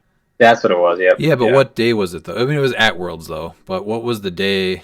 that it was like you had to have dropped, I think, by it was the second day of it was during Swiss. It started with Swiss of Worlds. Yeah, I think you had to drop by round 4 and there was 5 rounds, right? Yeah. No, 3. You had to drop by round 3. Okay, yeah. So I stayed in because I think I ended up making, was it top 8? I think I made. So I ended up I didn't drop that, obviously, but I definitely had a team for it. I wanted to play it. Yeah. Hopefully this year they see that there's more interest in it. Yeah. Because it almost like I love that we had teams that I'm not sure they would have won if we had the best of the best teams playing and players playing. Oh, and so it almost felt like a watered down tournaments. But I mean, you can't take away anyone's victory for sure. Oh no. It's just it's hard to be how can it be a Worlds tournament when the best players are playing Modern because it's happening at the same time. Yeah. So it hurts that event. And my same problem with that is the same as Pulp. There was no top cut. It's just Swiss. Oh yeah, Pulp was a mess with that. I really hope they do Swiss with a top cut this next round too, because I think it was just you can't crown a world champion after just Swiss. Yeah. All right. That's like if you look at sports, that's like them crowning a team after a regular season without a postseason. Yep, totally. Kind of makes no sense. All right, July is pretty busy, so we had to run our monthly game pretty close to the last one. So it's actually already this Saturday. July is multi-keyword, so you have to build with one of each of the following 6 categories. It's ruler, brute, scientist, assassin, herald or deity, police, or politician. And then for our monthly poll, we're giving away 6 items. One of those each matches the categories, the keywords that I mentioned for the month, for this month. And then we just did June's prizing, and McConnell Lamar won the Master Mold, and Jeff Dumas won the Prime Vision. So congrats to those guys. I already got Master Mold out today to McConnell, and you said you're shipping Prime Vision out to Jeff, Miles? Yep, I'm waiting for him to reach out for me so I can get his address, and then that can be shipped out. So once you reach out to me, I can get your vision. Keep an eye out this week for a post of all the prizing. We'll show you what we're giving away for the ruler, the brute, the scientist, the assassin, either a herald or deity piece, and then either police or politician. And then we're also going to do a poll, so that'll probably get posted Friday morning. Keep an eye out on July's event. And then any final thoughts, guys? We guys hear still me? have our event coming out at the end of this month. Out here on the West Coast, we still need some more people to sign up. The prize support is for 32 people, so we're going to be having 16 teams, and I believe we're already up to 10 teams. So the price point, I believe, I'm still waiting for official. So this is the unofficial amount, but I'm gonna take a guess, and like I'm 99% sure it's gonna be $50 per team. So And what's the date on that? that's gonna be July 27th, Saturday, All right. in Independence, Oregon. That's right. Anything else from you, Miles? Nope, no, that Dan, you covers got it. anything to wrap up? I have still not made my team for this weekend, but I'll probably figure that out on the 4th. All right, yeah, running out of time. But I guess Pete probably hasn't either. Pete, any final thoughts from you? I have 2 teams already. My Yep, I've teams are seen done both. like the day of the last event. Yeah. Like I go Yeah, home I and sent build them. that night. I already sent them to Ryan, and he's critiqued them as well. I already found both That's the not very nice, weaknesses. Miles. I think anything I thought was interesting is the things that we talked about on previous shows. Like I don't think the Timebreaker Prog made anybody's team tonight, did they? No. Mm-mm. And you can definitely tell that there's much different play styles and thoughts because there's a lot of stuff that came out tonight where we have our things that we really like are stuck to in the modern meta. But that's I think probably one of the fun parts of this. I really enjoyed the episode tonight. I hope everybody listened to it does too. So Yep. Yeah, it was fun to do and actually see the difference in like team building and stuff. So I thought it was pretty neat. yep, All right, those are my thoughts. That's all I got for you. Well, thanks, Pete. Thanks for listening, guys, and we will catch you next time. And if you're not down with that, we got 2 words for ya! Click it!